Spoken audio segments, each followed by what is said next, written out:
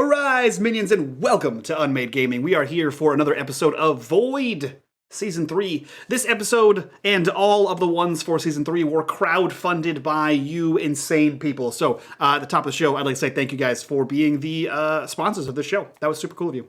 That being said, as always, you'll see in the bottom right-hand corner the corruption bar. That bar serves two purposes. One is when that bar fills, Doc gets her the hell she wants to us. And two, every single dollar that goes into that goes back to these wonderful, amazing faces you see here before you. What you also see here before you is the wonderful artwork that we have of our characters. Look at it with your faces. Enjoy it. Take it in. And if you are a member of our Patreon, you guys get to have that. Use it for your NPCs. Do whatever the hell you want with it. I don't care. Speaking of which, if you guys like what we do here and you want to support the channel, the best way to do that is on our Patreon. Link for that down below. Another good way is to join us on the Discord. Link for that down below. And with that, sorry, you know what? Exclamation point. That being said, Dot, take us into space. Wait, are we spacing today? No, this is actually just an elaborate. This is an elaborate ploy. This is actually just an episode of Void Brew that we. Joke's on you, chat. Yeah. We're actually playing Dungeons and Dragons today, guys. Joey said, "I can't make it," and then we said, "We're taking over your channel, biatch." What a zinger! KP with the That snapbacks. Yeah, you know what? Let's take just one more second, everybody, and enjoy the beautiful artwork. There we are, crew in total. Right? Everybody looks just perfect. It's so good. So perfect. Yeah. So good. It's really great. And who's the wonderful That being artist? said, yeah, who's our wonderful artist? Alexiel, April Alexiel. I don't. They're reversed in one Alexiel. direction. But they're awesome. They did the artwork for the first one, our first set, and they did this one as well. Go check them out. I tweeted them out on Twitter. Go look it up. They're super dope, Beautiful. and their art is amazing. Yeah, just amazing. And look how everybody's changed. Mm-hmm. Just, little things here and there, a few scars. It looks like I lost an eye. I want everyone to know. I want everyone to know that we all love and stan G here, but she did message me and tell me that Tamir looks like a fuckboy and Malik looks like a beefcake. So, Where's the lie? Called out. I'm not mad about it. Is Wow. this true? I'm not mad about it. Wow. Wow. This show's rated R, right?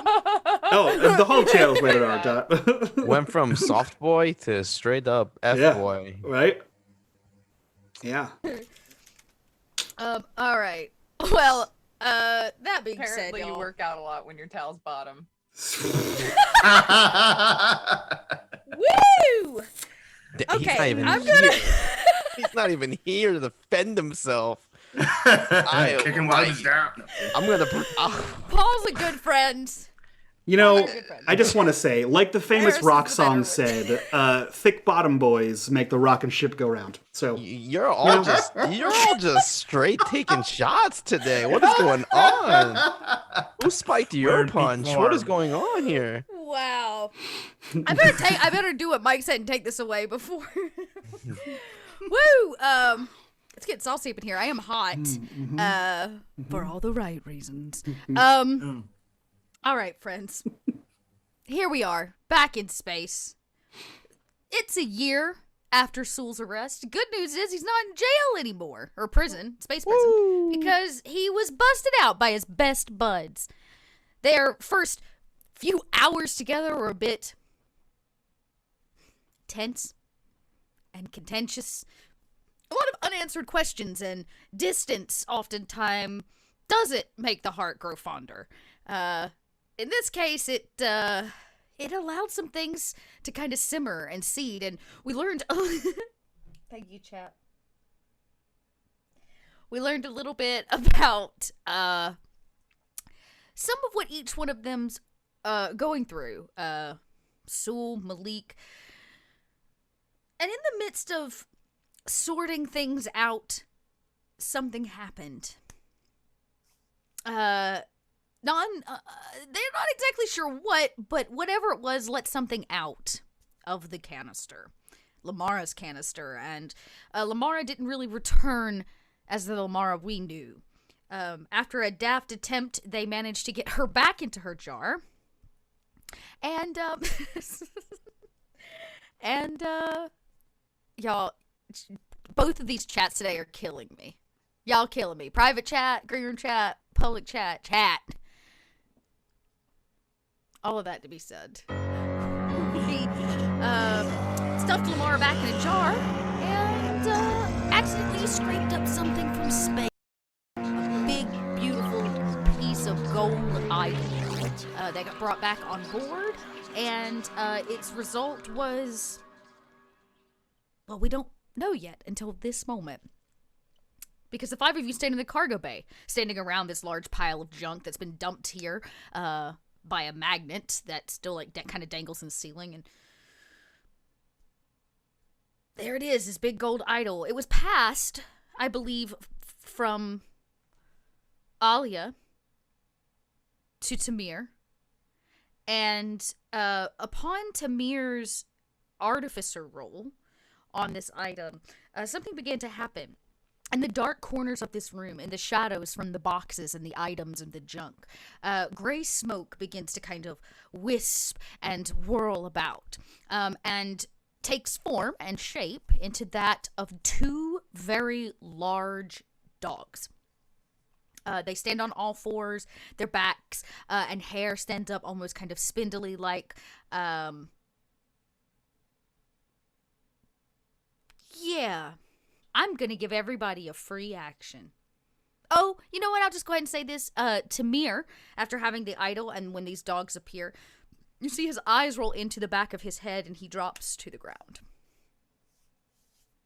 Now what do you all do?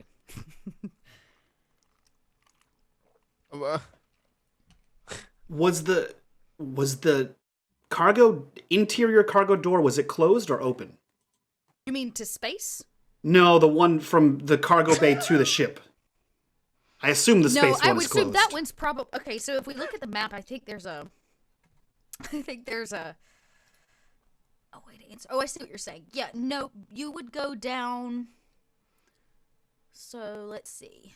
Yeah, no, I would say it's probably closed. That's this little door right here that goes down to the next floor. And it looks like here's a flight of stairs that go maybe up to the next floor. I'm gonna guess. Okay. So, yeah, one goes down, because really this goes out, what level is this? This is the bottom level, yeah?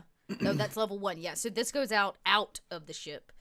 Level 2 builds up, so you take the stairs up to what is basically all of the rooms and the mess hall, the main table area. So I would say there's an open staircase there. And then this door that goes outside is obviously closed. But the interior door is closed? Or is open? Sorry, you gave a lot of description there. You lost me for a second. There is a flight of stairs. It opens up to the next floor above you. There's no, like, I mean, I guess you could run up there and seal the door if you wanted, but it's like an archway. It just stands open to the next floor, because it's just an open cargo bay, you know what I mean? Yeah, but it would have to seal, right? Because if you open the exterior of the ship, everything would get sucked out. Then I would say it is not currently sealed. Okay, cool.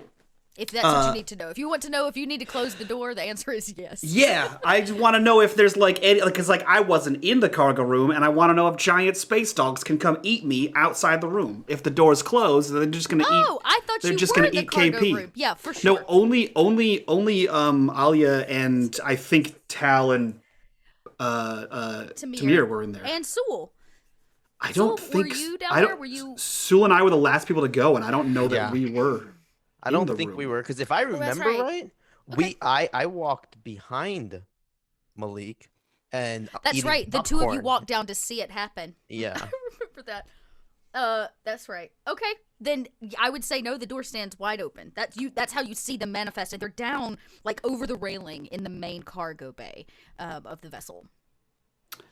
Interesting. Okay, and we have a free action. Yeah, you get one free action. How far is Tamir from the door? He's in the middle. He's down there in the junk. Cool. That's my favorite spot for him to be. He's like down there with Alia and Tal. I mean, I've seen Tal do some crackpot shooting, and Alia's a big lady, so they got it. Great. Malik has no idea the combat proficiency of Alia, but he's just gonna assume big lady's got it. He knows Tal has it, but yeah, I'm gonna run in and like All right. baseball slide towards Tamir. Okay, so we see you. Yeah, I'll give you. You kind of like bolt down the stairs, or maybe you like use your hands and like pick your feet up and slide. Mm-hmm. Yeah, we'll say you slide down. You hit the ground and kind of glide across the metal floor to his side. You can see the idol now lays free of his hands. Fantastic. Okay, good. Well, for everybody's knowledge, I am going to put these creatures into play. I have to spend 2 darkness points. So for the first time, I would say for the first time since season 1, I am at the lowest darkness points that I have had. Let's go! Hey. We ain't gonna I die have tonight. 6 darkness points. That's so So right a now, I have 1 corruption. Okay, I legit thought when you said the lowest, I thought you were gonna say like 2, but 6. Okay. Yeah. I'm I think down your to definition. 6. I think your definition of low it needs a 6 reevaluation. From 10? 6 from 10. Seems pretty good. They don't seem convinced, chat. Okay, moving on. Anybody else want to take an action? Yeah, as soon as Tal sees the dog, I'm gonna quick draw my. How close is this? This is pretty short. They're coming from the you can tell they're emerging from the shadows. So they're coming from the corners of the room. It's a cargo bay, right? Yeah, of this cargo bay. Okay. So, like, they would be coming from, like, over here, from behind. You know what? Actually, I'll mark them so that you know where they're coming from. One of them is coming from behind this set of crates here, which causes, like, a dense piece of shadow. And I would say that the other one is emerging this service station room. It probably has the lights out. So this bottom, like, southwestern corner, it's emerging from here. So those are the two creatures. Okay. Tal would. Where's that? I'm sorry. No, so go ahead. I was just gonna ask where the idol is in the room. Great. The idol is going to be, because this is where, like, the magnet drops down and lifts everything up. So the junk is over that big door there in the center. Okay. And so we'll just say, like, the idol is here, and that is where you would see Tamir and now Malik. Okay. Yeah. Go ahead, Eris. Tal would quick draw the Vulcan pistol and shoot at the closer one to Tamir. Okay, so this one here. Oh, I'm sorry. The one to the north that's coming from behind the crates. Yeah. That one. This is the idol. So yeah, that one. Okay. Great. Take a shot. Make a ranged combat attack roll. This is that perfect time where I promised that I would do a little bit more explaining of things. So I'll take this one nice and slow. Tal is going to roll to hit because this is a dice pool system. Tal does not actually need anything but 1 success to actually make that happen. This game is kind of deadly in that regard, in that if somebody successfully hits you, they successfully hit you. And then we see if your armor can mitigate the damage that hit is going to do. Go ahead. Okay, so in this case, phew, you see as it begins to like... wait, do you want to re-roll? I didn't add a +1 on that. Oh, okay, then roll another d6. D6? D6? Nope. A 3. So you have a choice in this case to... basically give me another darkness point and re-roll, or accept that the blaster shot or the shot did not hit the creature. You know what? I'm gonna give you a darkness point because you have so few of them. You know, I'm just trying to help you out a little bit. It's true. You're really just looking out for me, Eris. Yeah. How thoughtful. I mean, come on. You're so It's part of nice. the fun. I hate this game. So nice. It's true. I appreciate it. All right. So I've added one more. Rolling. Oh, another failure. Well done. Okay. Great. Oh no. So the icons, and maybe we even see Tao just like stand up. I imagine you. Did you turn your eye on? I did not turn my eye on. So I'll say if you want for this last roll, that could basically be what you did, which is turn your eye on. So I believe the eye adds a +1 if you want to add another another d6 to that last roll to fingers crossed. Why not? Nope. Nope. Dang. Damn. Nope. All right. Even with that, you see as it begins to manifest, it hasn't taken full corporeal form yet. It's kind of, it's made of like a mist and like a smoke. And the blaster shot, or this shot, rings out and it pings and hits the wall. Doesn't actually hit the creature from what you can tell. And then it's as close as the mic gets. Sorry. Then I will essentially just try to keep my body between Tamir and the dog. Okay, so yeah, you kind of put yourself kind of there in the center of the room, making sure you protect Tamir. Okay, I dig. And I yell, "Get him out! What is this?" That's it. Nice. Alia, I see you. She's like, time to take action. Definitely. As soon as she hears Alias or Tal say that, how close is she to Tamir? Probably standing right over him, I imagine. Other than like standing on him, but right next to where his body is there in the center of the room. Mm-hmm. Yeah. So she definitely like picks him up and like throws him over her shoulder. Okay, I'm gonna have you make a force roll. Okay.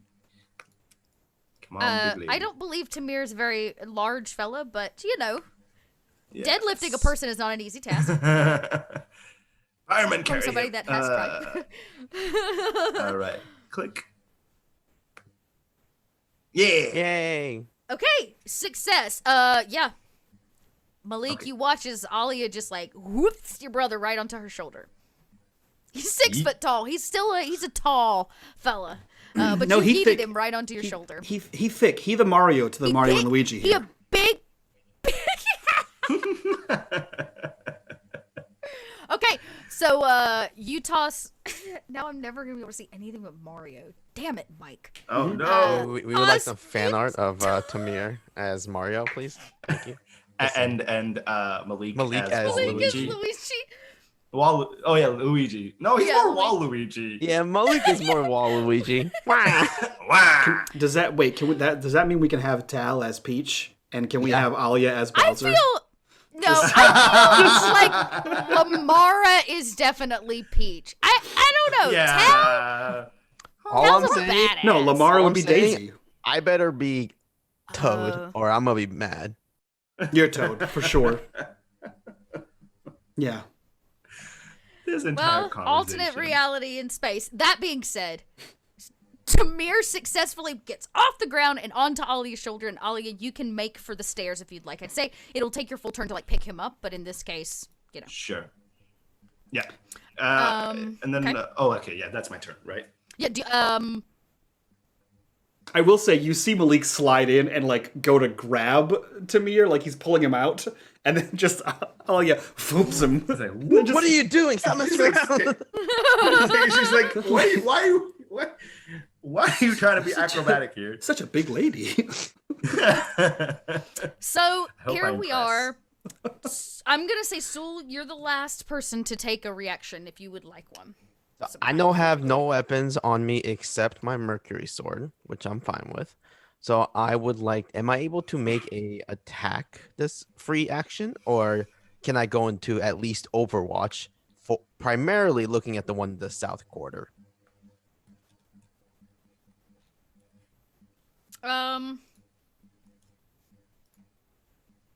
Because I don't know if me would say drawing that my you- sword is like an action or not. I don't remember. Yeah. I would say I'm giving you a free action, basically. So you kind of are setting yourself up for success in this combat that's coming. So you tell me what you'd like to do, and I'll let you know how far we can take it. I would like I would like to actually no, I don't want to attack. I would like to stand in front of Alia, Malik, and Tamir in front of this one and just ready my blade, Okay. my Mercury sword, and I want to Great. turn it on like a lightsaber and go and do some very Man, flashy, that's cool. yeah, some flashy little yeah. So We see Tao and Sewell take point as Alia gets Tamir out. I'm sure followed by, or at least back on his feet, Malik. And the three of you stand at the center of the room. Sewell, you face this guy down here, and Tao, you face this one up here as it emerges. And they take a bit of form as we will go into an initiative. I need everybody to roll, I believe, initiative. I always do this. It's a weird one for this game. Let me look at the character sheet. I can tell you. Just we D6s. are rolling. It is D6s, but it's observation. Because it's who reacts first. I believe in this game. It's like a weird So we roll observation? spaced. Yeah. I believe Cool that's beans. right. I need to look that up. But I'm calling it right now because I want to move forward. I'm pretty sure it's observation because every time I'm like, oh, it's dexterity. It's not. Oh, what? Let's go, Malik with the third eye. Come on. Critical aside, coming back in hot. What? Malik What? coming in. All right. What do I do? Panic? Yell at the sounds big like lady again? I don't know. that sounds like a an good idea. appropriate response. Okay, Took so my one it's job. going to be Malik. You, Of carrying, gain I a- was going to carry my brother out. Yeah, hack things and protect Tamir is my two jobs, and I can't do either of them right now because this big lady took my brother. Good big ladies. Okay, so I'm gonna definitely you're say muted, Malik Kitty. in this case is the one. Oh God. All right, so for those of you that got all got one, so that would have been Alia, Tal. I So got it's gonna be okay. I got a 2. You got two, so it's gonna be Malik, Sewell. Yes. Let me hit this real quick for these guys. Fail. Come on, chat. Chant with me. Yeah, Okay. fail. Yeah, they did. Okay. So, out of the two of you, your pool total for these are the same. How is that possible? Both of you have 4 for your pool total on observation. Yeah. Y'all can roll off or decide. I'll leave it up to you. I'm also down for you to decide who goes first if you'd like. Of the remaining people besides me? This is between Of Tal and Alia. Alia and Tao. Gotcha. Alia Oh. can go first. Oh, well, I'm still carrying Tamir, so That's okay. You're still in combat because we're Okay. going into combat, so you still need. So that's okay. So it'll be, Alia, Tao, and then the 2 doggos. okay. All right, gang. Malik, you are up. Yeah, he like looks at Alia and just kind of shrugs because he doesn't really know what else to do. And how you said this the statue was 30 centimeters? I don't know how to Yeah. convert metric. Yeah, like a foot and some change. Yeah, that It's sounds right. supposed to be pretty heavy too. Yeah. It seems very heavy, possibly pure gold. It's Yeah, right under a foot. Yeah, since I slid down all baseball style, I think because I think there's an action economy. I think I'm gonna spend one of my action points to draw my weapon out of the Great. small of my back. But then since I'm already on the ground, you just see him like plant his hands and put both feet towards this object and kick it as hard as he possibly can towards the space door. Okay. So you want to kick it back? Nice. Okay. Yeah, I'm kicking this towards space. I mean, the space door is closed, but he's kicking it towards space. So you have 2 options here. You have 2 options here. I'm gonna do one of these. You can kick it to this big one here, which is where all the junk is, or you can kick it down here to this smaller door, which is like a person-sized hatch. Like this is where Tal and Tamir were entering and exiting. I mean, I assume all the junk is right around the junk door, so he's gonna try to kick it towards the person door. Okay, cool. I'm still going to require a roll. Sure. Some kind of force roll. Are perhaps? you more interested? I was about to say I'll take force if you feel like that's the best option for him to get it there. I mean, it's not. It's the worst. Because if not, then it's going to be dexterity. Yeah, I'll take that one. Okay. Okay. One success. Okay, Yay. that's all you needed. It's clunky, and all of you hear it as it clatters heavily across the floor.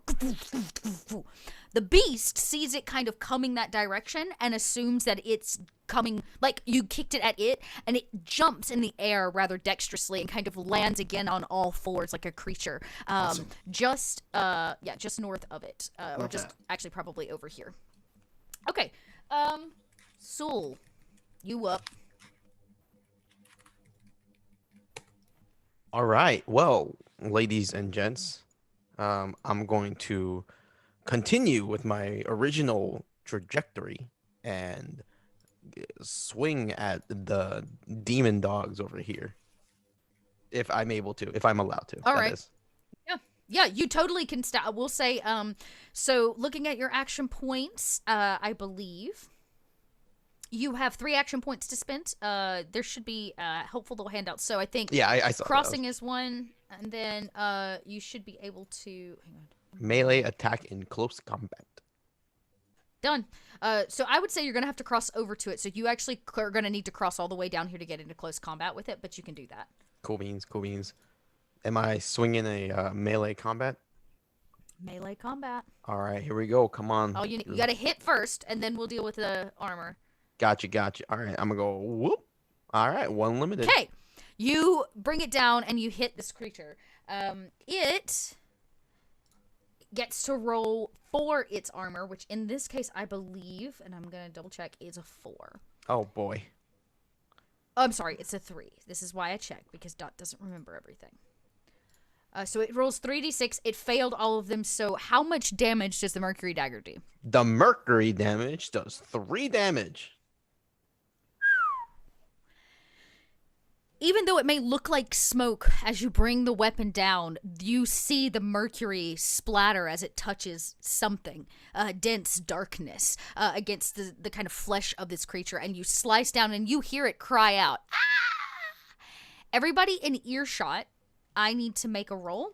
I'm going to have you make a. Damn it. Everybody sorry. needs to roll for empathy. It's always something. It's always fucking something. It's space. It is always something. Everybody roll for empathy. Paul, come Me on. included, correct? Balls. Everybody that's in earshot. Oh my god. What? Okay. Yes. Wow. Yeah, Okay. Hey. Oh. Okay. The good news is you all hear it screech out and something begins to happen. The shadows in the room become really kind of augmented and begin to kind of tilt in odd ways. You can feel as if your brain is too large for your skull. It swells. Good news. I was a waste of a darkness point because nothing happened. Yes. But nothing happened. Tis okay. I still have 6. Okay. But there it is. Moving right along. So that was your turn. That makes it Alia's turn. Okay. I think Alia at this point. Oh man, couple of options. I think she failed her culture check last time, so she doesn't really know what the idol is still. Not at the moment. Yeah, that's true. Yeah. I think in the moment though, while we're still in combat, how does blessing work exactly again? Is it just inanimate objects? Can I do it for people or like how do I use What is that? is that your actual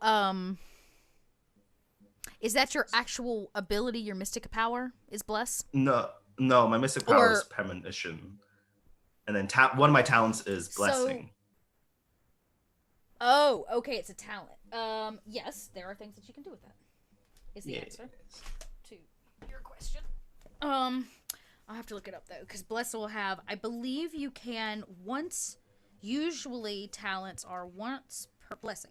Once per session, you can bless another PC, giving her a +3 to 1 action.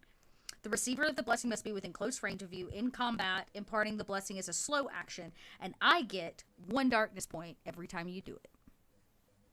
Shit. That completely cancels itself out. Damn it.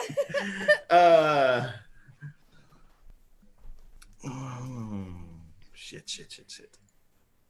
And how? I need to think. I think at this point, she would like to first get Tamir out of there, and before she does, though, she probably tries to figure out what exactly this thing is again, just to help, especially I think Tal, because they've been working together and she's been training Tal, so kind of help point out what it might be. First question is, where are you taking him? Are you taking him to the med bay that is attached to this floor, or are you taking him up a level? I think definitely whatever the. Basically, first off, out of this room, while still being able to, I guess, return back to assist, because obviously she doesn't want to be completely out of range. So maybe just a med bay nearby. Yeah, totally. So you basically pick him up from the center of the room and you bolt to this kind of the southern door, actually, and you probably see it. Maybe you even jump over it as you're carrying him, the idol, as it slides past your feet in combat. And you make it to the other side of the med bay and you kind of place him down. This turn, you're able to put him down here. In a moment, now that you have a second out of this room, I will let you make another culture check on not the idol, but the creatures. Exactly. Cool. So you can make a roll for the creatures this time. Oh, yeah. Okay. As you lay Tamir down, there is something, it's happened to you all the time. Your mother used to call it fits. It's the reason why you were a little shunned from your village and why Sholey came to get you. These feelings, these premonitions occasionally. But in this case, it's more of a feeling, a memory. Your mind tends to give you what you need sometimes, exactly when you need it. And you remember a story. As a little girl, you asked your mother why all the buildings were round. And your mother said, because there are some beasts of the darkness that cannot enter a round room. For in a round room, when lit, there are no shadows, for there are no corners. And as you kind of come out of this memory, that from a kid, maybe 6 years old, you remember this vividly. And you remember as you got older, that story developed, and specifically the creatures that emerge from the darkness, the ones that are afraid of round rooms. There is a tale of something called the Hounds of Tirides. Tirides. No, it's T-I-R. Tirides. T-I-R-I-D-E-S. Tirides. The Hounds of Tirides. They are horrible beasts. They stalk various places for various reasons, but they are said to be unable to both enter or exit a round room. That is your turn. Tal. Tal's just gonna keep shooting because she's it's oh gosh, it's shadow demon dog thing. Yep. Yeah, shadow demon dog. That's pretty close. That's about it. So you'll fire at the one kind of to the north of the room here. Go ahead and give me I am gonna turn on my eye because seeing the next one didn't. The last one didn't make it. So as Cal kind of tries to reset herself, I turn on my eye. Yep, I believe that gives you a +1. Yep, to the shot. Make sure you add that. Extra die never hurts anything.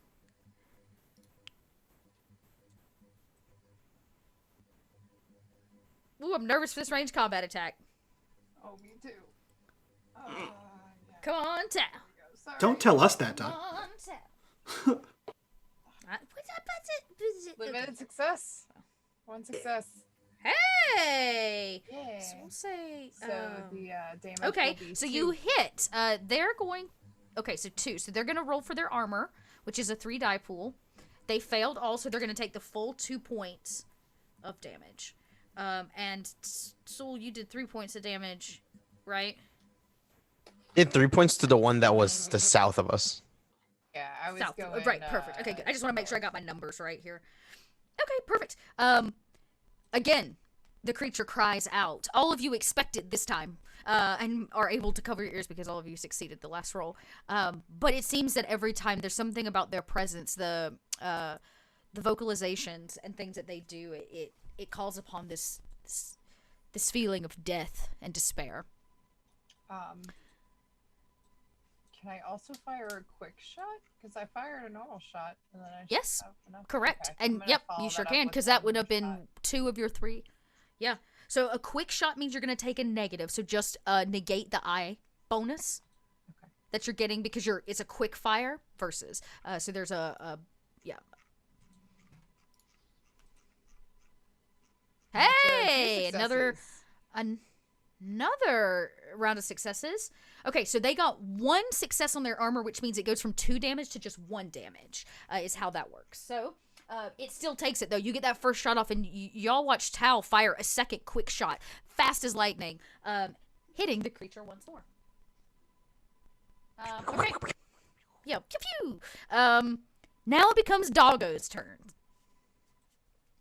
Doggo 1 is the kind of one in the northmost room, and you see as it finally has gained kind of corporeal status, and these 2 shots fire off into its like shoulders. It snarls and growls, and instead of saliva, it's dark, embering nothingness that like escapes its jowls, and it bangs and pushes all of these barrels and crates that were stacked in this corner, creating the shadow out of the way, and kind of stands, I wouldn't say on all fours, but or on 2 legs, but it does kind of stay on all fours, but it has this kind of hunched over presence, and it's going to rush Tao and try to take a bite out of her. Yeah, that's what happens. It runs over and it's going to try to bite Tao. Tao, no. Ah, that's not. That's what Soul does. No. No. So it will do a bite, which is going to be a melee combat attack in this case because they're not firing a gun. So 1 success. So Tao, what kind of armor are you wearing? Oh, I think you're muted. Yeah? I'm not muted right now. Yeah, better. Can you hear me? Okay. You're better now. Sorry, I can hear you now. Okay. Right now she has an exocert on, and I'm looking for that because I didn't have. I think an exo. If you have the full exosuit on, it's going to be much harder. I think that's like 4 armor because it's like a bulky. Yeah, because I just came in from outside in time for this. I'm going to call a 4 because basic armor is 2. It's 3. Sorry, I was muted. 3. It's 3. Thank you, It's Mike. 3 armor and -2 dexterity. Okay, well, so far Tal's not trying to run anywhere. She's just holding her ground. Nope. So roll 3d6. No successes. Okay, so you failed all. That's okay. It reaches out and you feel it bites through the like suit you're wearing and into your leg, and does 2 points of damage. I'm not going to say it necessarily rips away your flesh. Instead, it rips away a chunk of the suit that's between it and you, but you feel its teeth rake across your skin, kind of flaying open with these razor sharp teeth. So take 2 points of what is known as hit points. In terms of trauma, it's not mind trauma, it's hit point trauma. Saucy, Doggo number 2, did not like this mercury blade that's dripping all over it. It reaches out and tries to take a bite out of Soul. Bring it on. Soul, it succeeds. It too snaps and bites your leg. Do me a favor and tell me how much armor you're wearing. So I have light armor, camo unit, top 2. grade military. I'm just kidding. 2. Yeah. So roll 2d6. 2d6. You have level 1 ragged pants. Yes. Oh, You okay, just so got out it's- of prison. Fresh out of shower Yeah. towel. Go So ahead. it's 2 Ranger outfits. For some reason, I wrote 4, so I'm just gonna erase that and put Fresh it out at of 2. I shower don't see the towel. roll, so just 2d6. Yeah. Okay. That says damage removed. Oh, I'm sorry.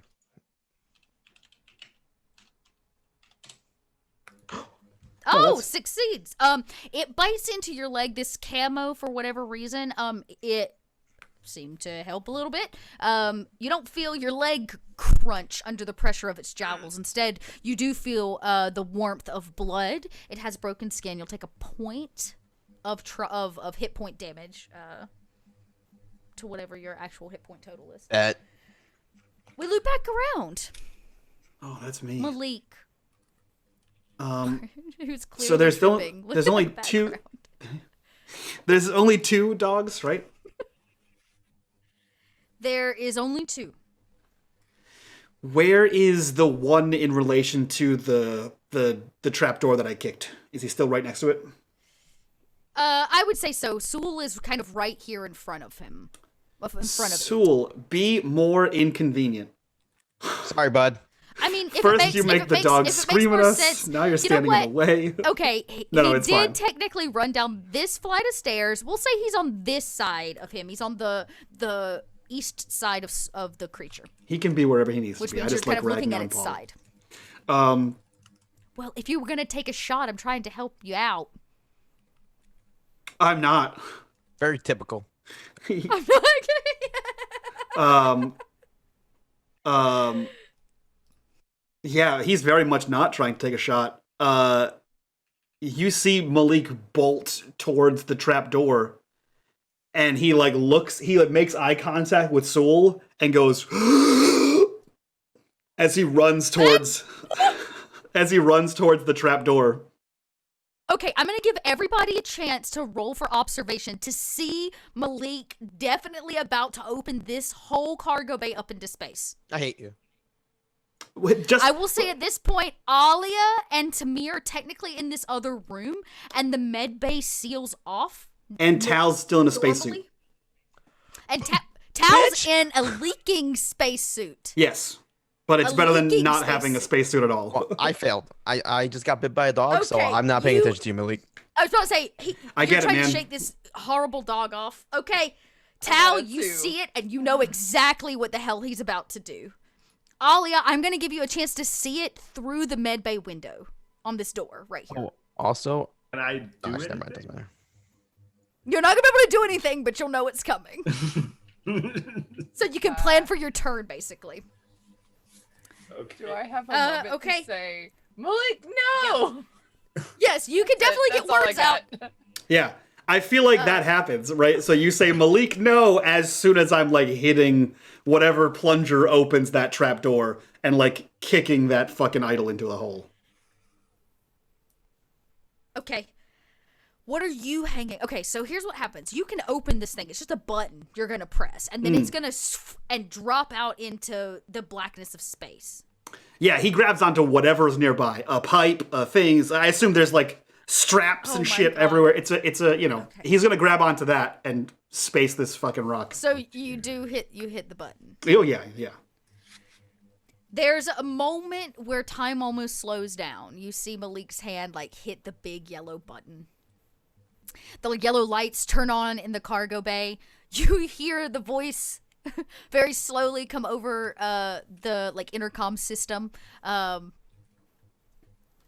Stand clear of the opening doors. Evacuating into space. Do I have Stand a clear of the opening doors. Do I have a moment to say fuck? I would say you can definitely say fuck. Okay, I'm Actually, gonna you go- know what? The moment it opens up into space, we don't hear you. Say fuck. We just see you say fuck because there's no sound in the void of space. Sounds about right. And what I should have mean, been it's a yell. a small hole. That is a 5 foot 5 foot hole. Yeah. All right, roll. Okay. I'm gonna have you roll a force check to hang on. I That's failed. going to have to be Tal, Malik, I mean, Tal has and magnetic boots on. Sewell all have to roll. Oh, that's true. Yeah, Tal, you're probably okay. So it's me. Sewell, Okay, it's me. Sewell, and Malik, both of you have to roll for force to hold on and not be sucked out into space. Let's go. Y'all, this is not the time to fail. Let's go. Alia, when he hits the button, you hear the med bay magnetically lock and seal you in because that's how it works. Whoa! Okay, so you successfully So grab I- hold. You hold of something. What would you? Yeah. I gotta give you a darkness point either way, so I might as well make it cool as shit. I'm gonna activate my talent, which is called the Faceless One. Okay. It's the talent that Mike gets to bullshit whatever he wants, which is my favorite talent in any game.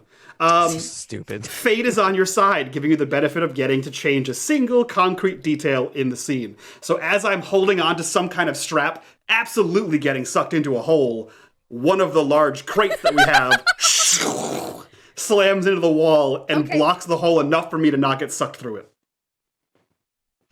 I would say, yeah, it doesn't seal the hole entirely. Oh no, There's yeah, no, we're still You see venting the- oxygen. We're venting oxygen, like, but this crate does get slide over by sheer luck as the gold idol squeezes through and sucks out, ripping off a piece of this metal crate between the pressure of space and it trying to be evacuated. You look into its face, Malik. The faceless. Oh, sure. one. Why not? This idol, of course, is literally no face, replaced with a beautiful fist-sized gemstone. But fate is on your side. And the faceless one, well, doesn't show his face. The box slides over, and as it drops out, this gold idol, the creatures in the room stop biting your leg, stop nipping at you, and turn and look directly at the hole. And they make a running start. This one's much closer, and it gets kind of like sucked out like Jumanji style, like through the hole, and all of the darkness like out. It literally like pulls inky blackness from the shadows of the vessel down here, followed very quickly by the second one, who dives for it, sucked out, and then the box miraculously finishes plugging the hole. It won't hold, but it is. There's like a moment. The idol is gone. The dogs are gone. I feel like you just see Warning. Malik is pulling himself up towards the button, up these straps. Like, Yeah, there's like, because the edge of the crate was taken off, there's like a hole. It's like the size of a baseball, and it's like a lot of pressure, and it's just like, it's just like, space is like sucking, and so Malik is like pulling it tugging at your shoes. You hit the button, we'll say, because you used your talent. and you get a darkness point and for that talent, by the way. Oh, do I? Mm-hmm. And Mine's so one of there those you go. talents. I hope it was You worth feel it. it kind of it takes a second because there's a literal crate in the way, and it may take a extra push to get it out, but the door finally closes. Everybody that was hanging on to something where their feet might have been dragging kind of plop to the ground, and Alia, you hear you see it decompress like on the HUD deck on your side of the cargo bay, and the magnetic locks release.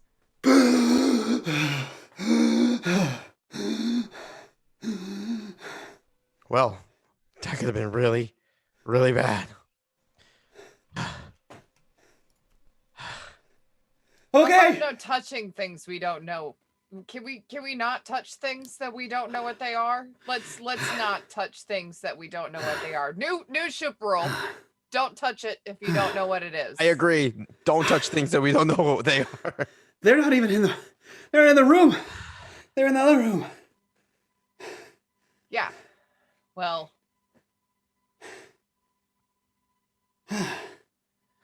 I kind of start holding my bleeding arm and try to get into the med bay to I'm dizzy. see if Tamir and Alia are okay. Yeah, you pop the door open. My blood hurts. Tamir is standing, or say Tamir is standing. Tamir is laying on one of the beds, one of the two beds in here. Alia is Alia. Alia, what are you doing? You're muted. You're muted. There we go. She knows that, well, at least Tamira is safe for now. She does notice Tal holding her bleeding arm. She can't do much, but she goes and runs and grabs some gauze and kind of just tries to help patch up the wound if she can. Okay. She knows some basic do you first have aid. Do you have metacurgy? Is that not basic medical? Okay.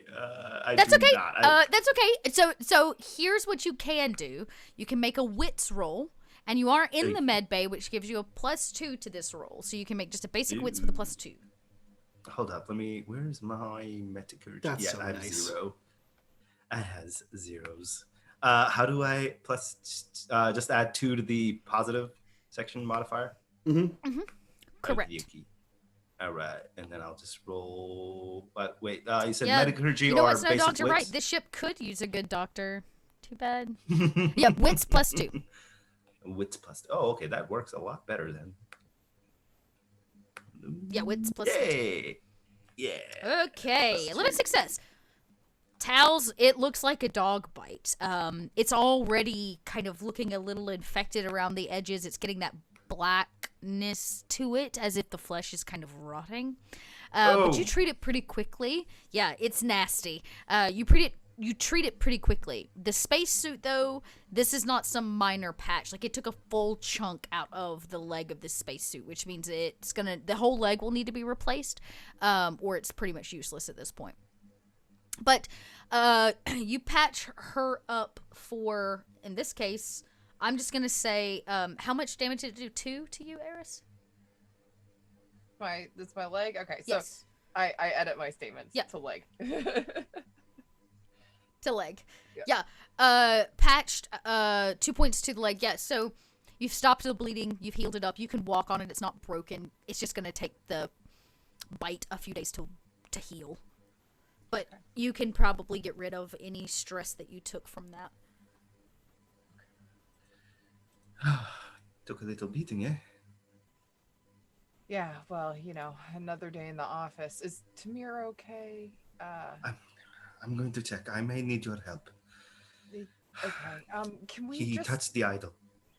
Yeah, can we not touch anything that we don't know what it is for sure anymore? I think I'm gonna have to talk to him about that when he wakes up. He likes touching things. I should have been more careful. I had his gloves on, and I didn't think about it when he asked for it. I should have taken them off and given it to him first. But I need your help. Do you mind if we work together to find out what's wrong with him? Because I don't think this is just your simple medical issue. Yeah, I don't think so either. You know how I've been working with him to try to communicate over distances? Well, even if we can't wake him up, we might be able to talk to him. That's a perfectly valid point. What you two share is unprecedented. So we're in unknown waters right now. So whatever you think would work, I'll follow. I'll help guide.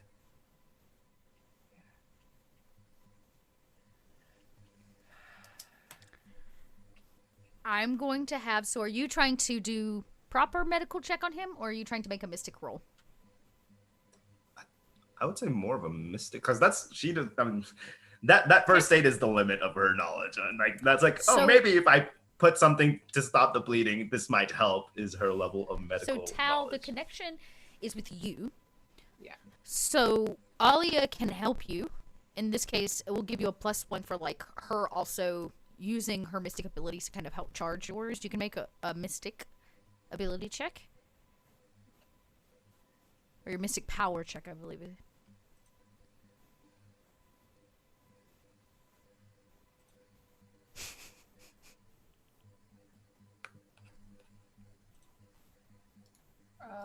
One limited success. Okay. The two of you have been practicing this. The good news is, unlike most times, you're not under a lot of stress at the moment. You're just trying to figure the situation out. So you have a chance to really breathe and take this moment in. And you take his hand and you try to let your mind go blank so that you can hear his. And it takes a minute, but in your mind's eye, you begin to see something.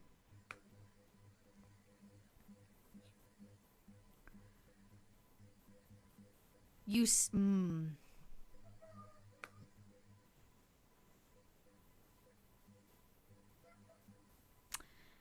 begin to see something.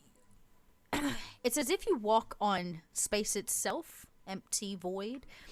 Your feet don't touch anything that you can recognize. It's kind of emptiness. And way out at the end of your line of sight, you see Tamir. It's interesting. He's not in his spacesuit. He's not dressed trying to protect or hide himself. He stands there in kind of an everyday attire, as if this is, you would know, the best version of himself. And he stands out looking over the vastness of space. And as you maybe join his side, do you walk over to him? Yeah. I'd at least try to touch his shoulder. His shoulder? His arm. He doesn't seem to notice you. There's no, like, how about this? There's no acknowledgement of you being there. He simply stares ahead, and you watch as you see a shooting star. Large chunk of something that begins to burn up in the atmosphere of a very green and blue planet.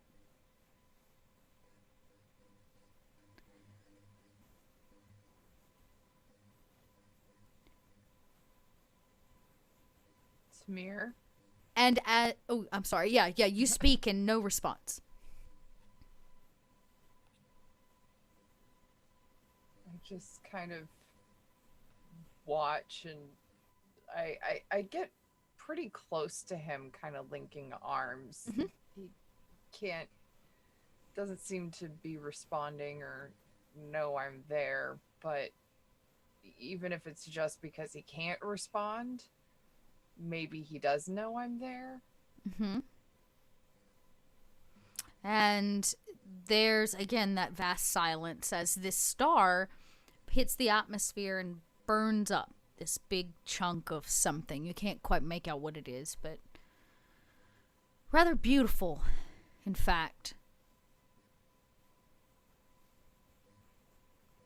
And then the two of you do what you do best. You begin to see through the eyes of somebody else. The shared, linked vision, literally.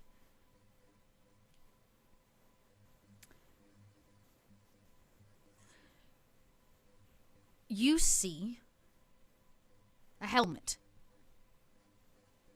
It wouldn't really mean much to you, Tal, except you saw this helmet that night that your sister and you went on that last mission. It was accidental. But you know this helmet. It's now clearer than before. And a set of hands in black gloves pick it up and slot it on. As it passes over, like, the head of whoever is wearing it, you can see part of the face and a backwards reflection of the interior side of the visor of this helmet. It's Kasha.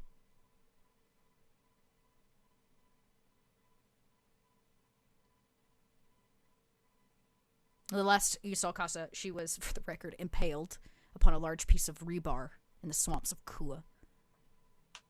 Her face is very scarred. Still healing in certain places. Only a shadow of really who she probably was.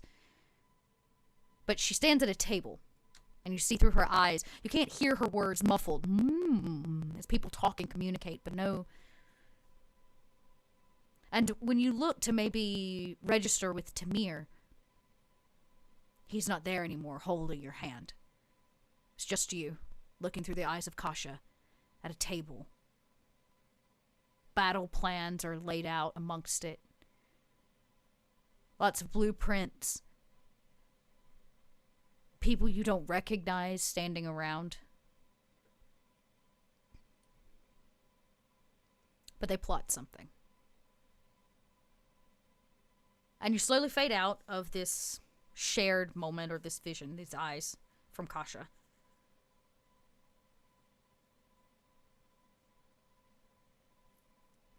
And when you come back, Tamir still lays there, breathing, stable from what you can tell his pulse, Alia, while they were doing, like, there was no There's nothing to show that he's in pain. He seems to be lost, maybe.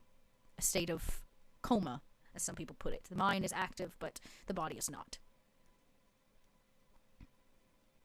Soul, Malik, you may have witnessed part of that if you poke your head in the med bay. But it really doesn't take that long. Mere minute, maybe 2 total. Tao, it felt like much, much longer.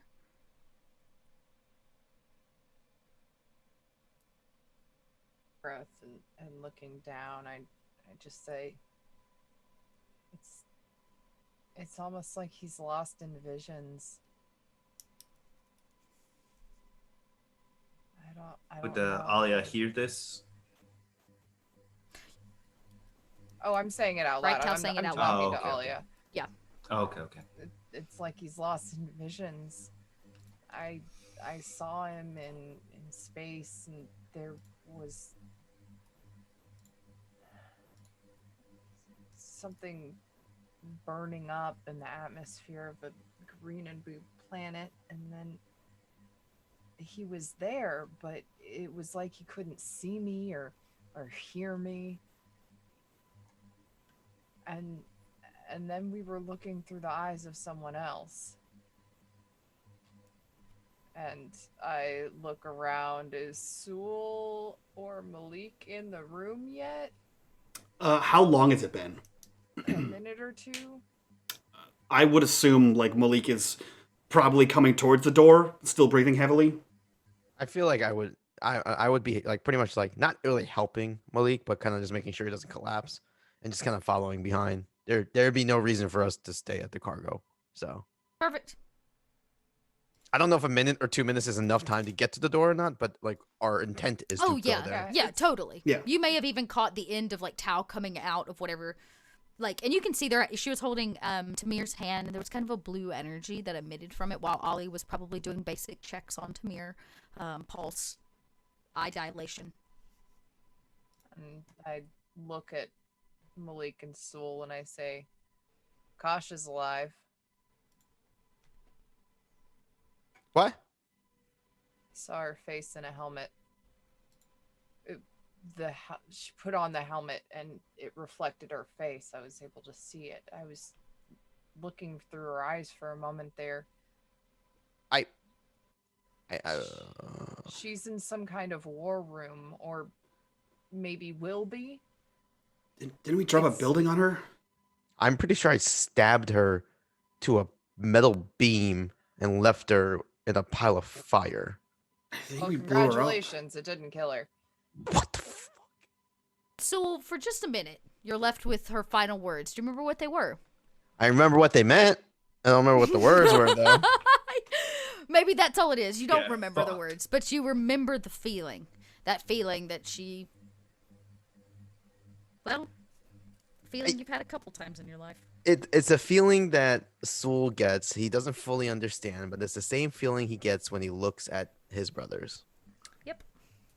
And Yeah. I don't fully understand it. However, it is an uneasy feeling. And Sewell kind of locks down a little bit hearing this news. Okay, well, what about Tamir? Is he fine? Lost in visions of some kind. What does that mean? Lost in visions. Would Alia be able to better explain any of this? Would she know more?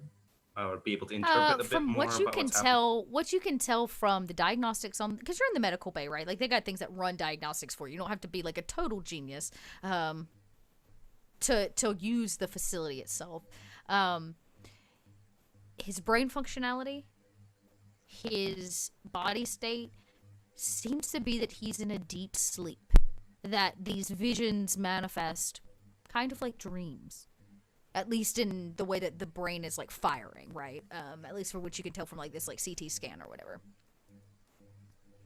Okay. But I'm also, would she know, based on what Tal mentioned about what she saw, would she be able to interpret any of that? Just about Tamir, about him being lost in space, like something she's seen before? Yeah, lost in Or space no? and vision. I mean, you could roll a culture check if you wanted to. There's not a whole lot there, right? Like, you're a mystic.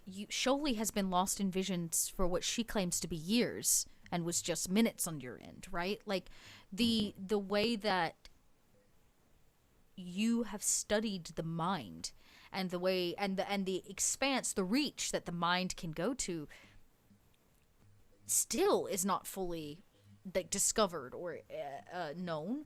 So I would say in this case, yeah, you can roll for it, but he seems to be in a trance of some kind, and most of the time you just have to wait it out, right? Yeah, you have to play out whatever is happening.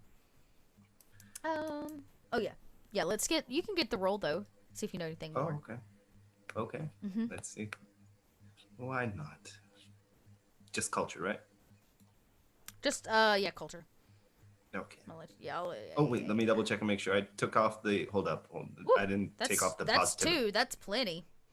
No. I forgot to take out the advantage, so let me roll it one more time after I remove that. That's okay. I was about to say, I'll just remove the last 2 die from that, which neither of those 2 were successes. The front die were. So in this case, I'll still say you succeed. I don't know if Alia has ever experienced an out-of-body experience.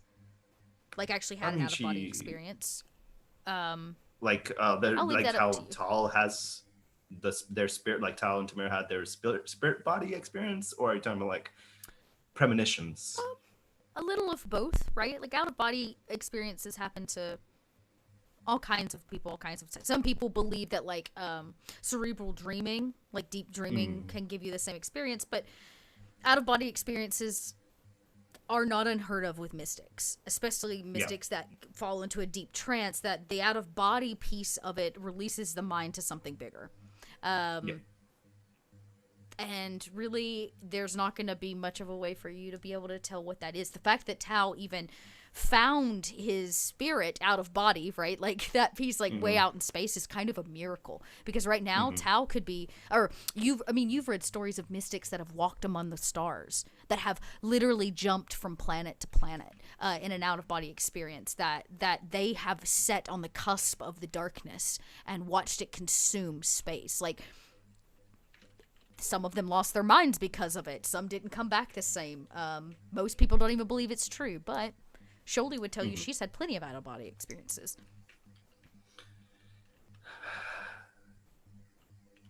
So I turn to Tal and go,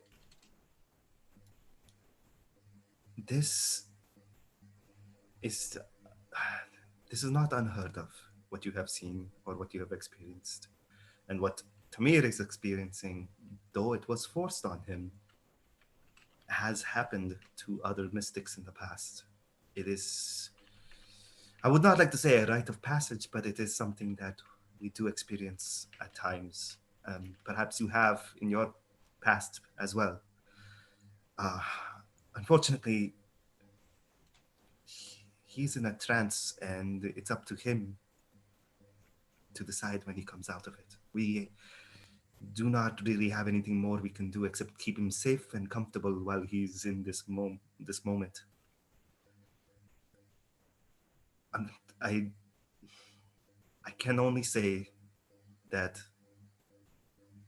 it's he decides when he comes out, and it could be a long time. So we need to brace ourselves for that. What is he in a coma? What? Not quite. He's still quite active. Coma, in a sense, I suppose. However, what you could maybe perhaps say his spirit is out there experiencing things. I don't know what. I can't put it in because it's different from person to person what it is. But he is in a situation where he's unable to talk with us or really see us. No matter how much you shake him or physically try to move him to get him out of this is not going to change, at least not on our end. There have been times where Sholey has been under a trance for days, weeks, even more. And all we could have done was protect her. All right. Well, That's good enough for me, I guess. Whatever that idol did, it seems, at least in a sense, I'm not sure if this is beneficial or not, but all I can do is take the positivity from it and hope that he comes back soon. Or at least soon. I cannot say that, at least in my experience, I've never seen them completely lost and gone forever. They do come back eventually. So at least I hope that gives you some level of comfort. I look over to Malik. Malik is like facing away from Tamir, and you see that he's like looking around at all the different like medical equipment, and he like slides one of the drawers open and pulls out like looks like an EpiPen, and you see him like lift up his shirt and stick himself with the EpiPen, and then throw it in the canister.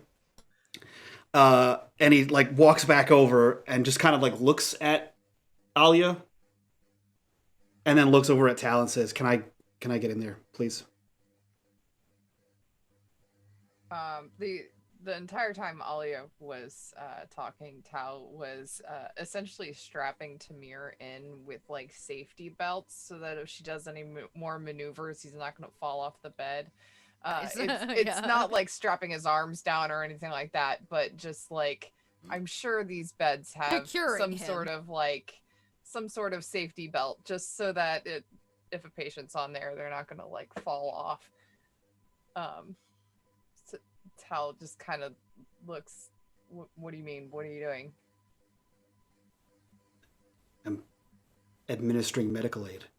And he starts to like slowly like spin the arms of the chair up and like pull cables out. And like you see him like reach into one of the drawers, like he knows where it is, and pulls out an IV bag.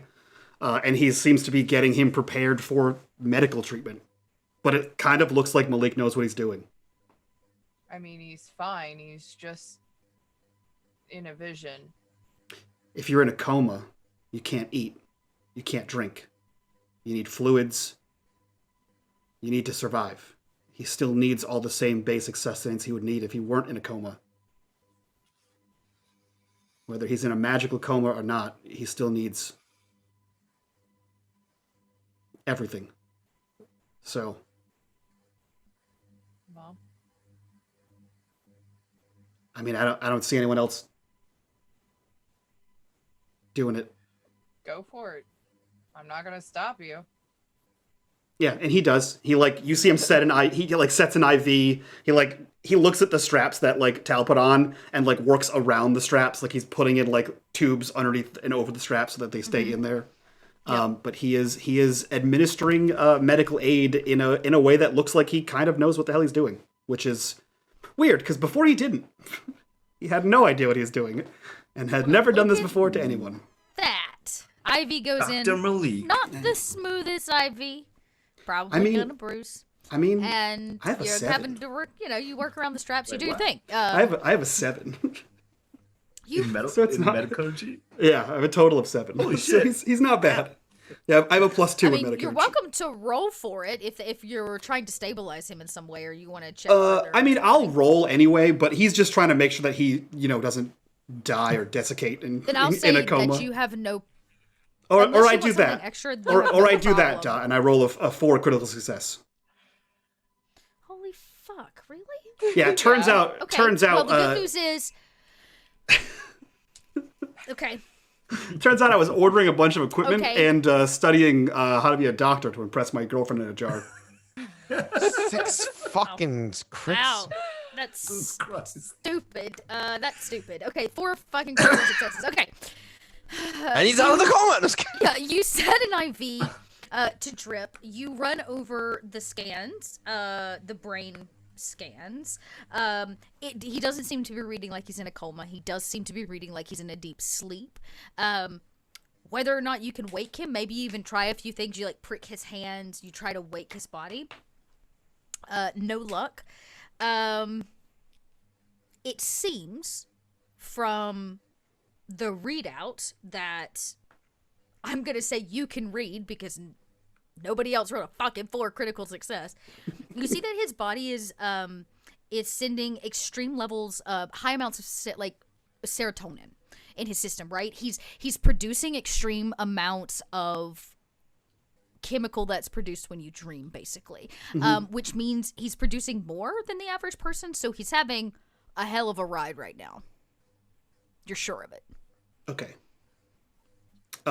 If he has okay, yeah, go ahead. If he has mind point damage, I think he heals it. I think that's what Metacurgy does.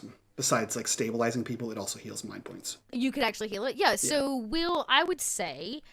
If he has mind points, then... That's true. That's actually true. Oh, this is interesting. Mind points, or else I would know. Any mind point damage, does he? Nope, no mind point damage right now. Not...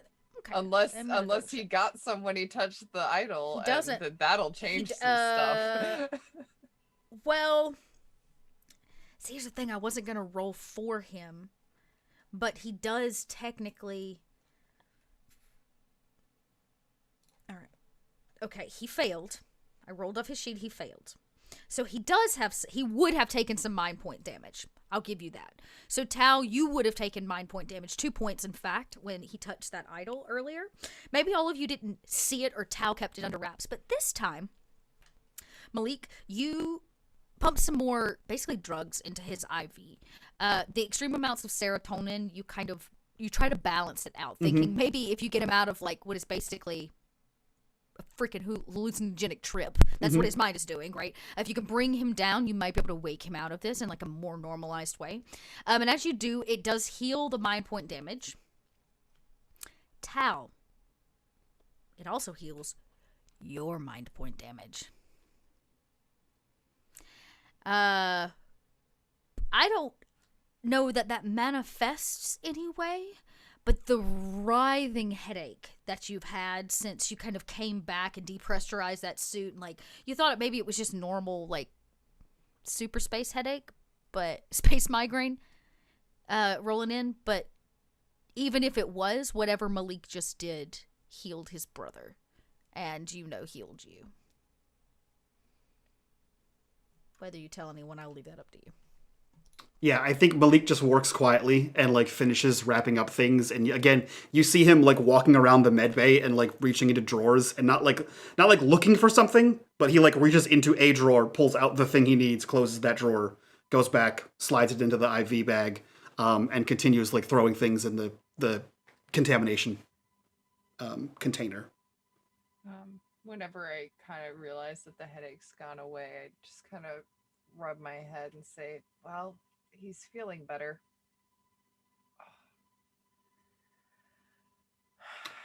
Which makes me wonder how I know that.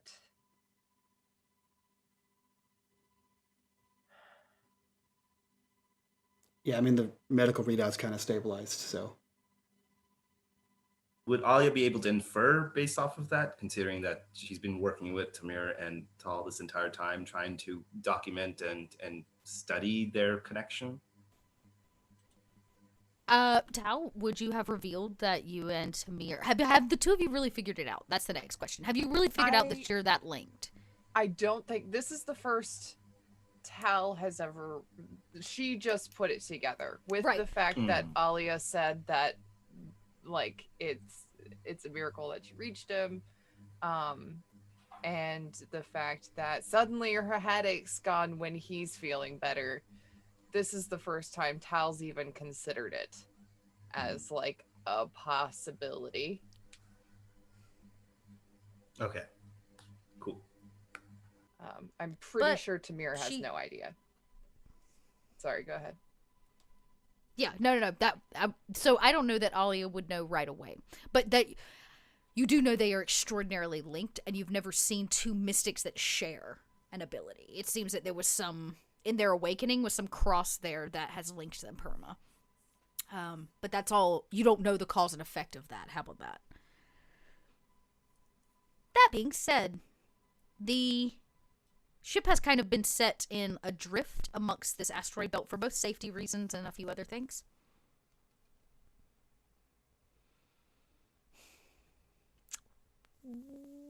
The vessel comes... No. The vessel is hit by something. and I don't mean like extreme hit, like it feels like something large bumped into the outside, like kind of, and everything rattles a little bit. Tamir's body shakes. Good thing he's strapped down. But it doesn't feel like your average, what's the word I'm looking for, like debris in this field that's been like banging on the outside of the ship. This felt a little bit more purposeful.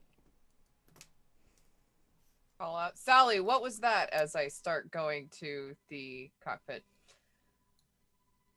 My sensors indicate that something large has been pushed our direction. It seems that we may not be alone in this asteroid belt. Pushed. Great. Scan all systems. Check for any damages. See if you can get a readout of anything in the area. All of you feel this like happen. You see Tal probably like run up right to her seat on the bridge. By the time you get there, Tal, you have a readout. Sally says, 3 smaller vessels are incoming. They seem to be rather interested in our trajectory. They are trying to hack our systems. Malik, you want to stop hacking your brother and hack them back?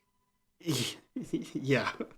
Yeah, he like hits the medcom and says, "Yeah, I'm on it."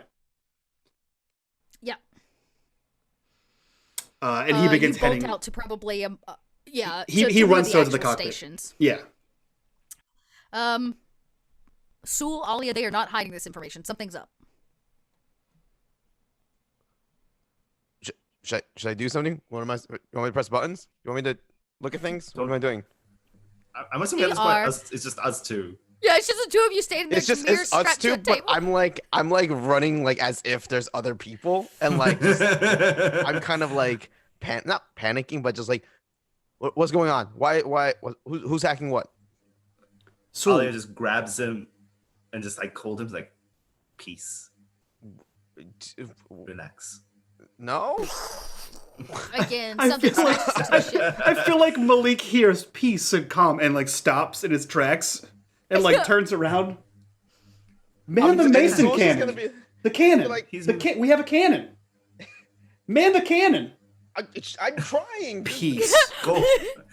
Go. Peace, go. Big I'm lady. just gonna like walk his back a little bit. Like, what the fuck just happened? What? Yeah, you're like loading yourself into this cannon, right? This manned cannon. Thinking to yourself, Alia's word, peace, trying to like calm your nerves a little bit. Okay. I'm manning cannons. I need a data roll. Malik hits one of the comms as he runs by, so like you only get like a clip of what he's saying, but he hits the thing and goes, 27 days. Alia, listen, here's that. Stares at he stares at Tamir for a second, just double checks everything is good, and then kind of just runs back up to her room because there's nothing more she can do. You can't. She's like, I've been here. I'm gonna wait this one out. Peace. You can't tranquilly man a cannon. Sorry, Alia. Okay. Oh, that's a quote. You're going to have to make a cannon. data gen test. Mm-hmm. So you're going to have to make a data gen test for every fighter. There are 3 of them. Okay. And each one is a -2. Each roll's a -2. Okay, so I have a +3, -2, and data gen. So I need to make 3 of these rolls. Is that what you said? Yeah. Okay, so here is roll number 1. Oh, really? That's how you're gonna play that game? Okay, that's cool. You just got a 4 freaking critical success. Don't even at me. No, it's the it didn't actually pop up because I'm dumb. Oh, okay. I was like, Mike, I don't care what you roll. You just got a 4 critical So success. the first one is a Doesn't matter. success. Okay. The second one is a failure. Okay. The third one is a failure. And, you know, I'm going to spend I'm going to give you a darkness point and reroll once. Okay. Kapow. With a critical success. Hey! Fucking... So, critical Assad. Pow! Welcome to Void Season 3. Yeah, the first success, this is a fighter ship of some kind. You managed to grab,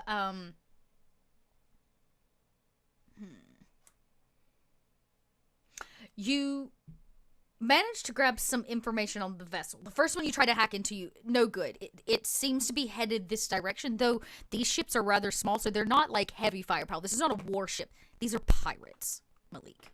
Okay. These are pirates, okay? That last roll, though, that last ship, either the person that's at the helm is not very good at their job, or you just are really good at your job. You get some information about this. This is a Class 1 Corsair ship. Very, very similar to Amira's vessel. Theirs is a bit more strapped for, like, carrying cargo, but, it doesn't have a lot of armor, but it is very fast.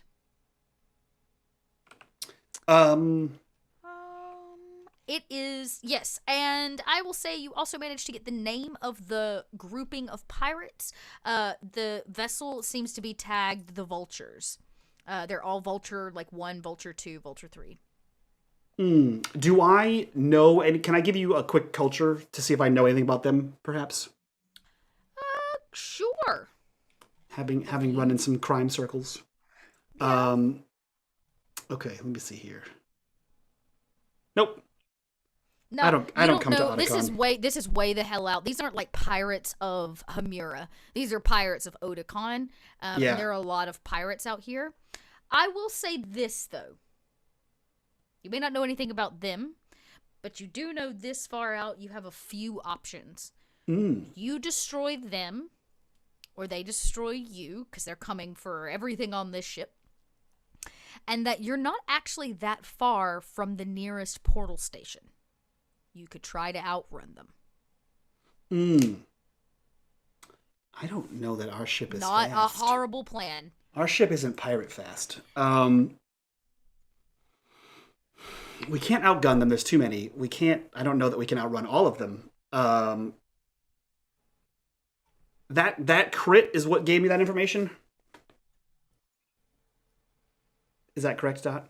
Yes. Yes. I'm trying to think. Is there a question you would like to ask to see if I can cover it? Like if I missed something you were hoping for? No, there's some bullshit I want to try. Because why wouldn't I, Dot? Let's be real here. I'll let you try some bullshit on this round.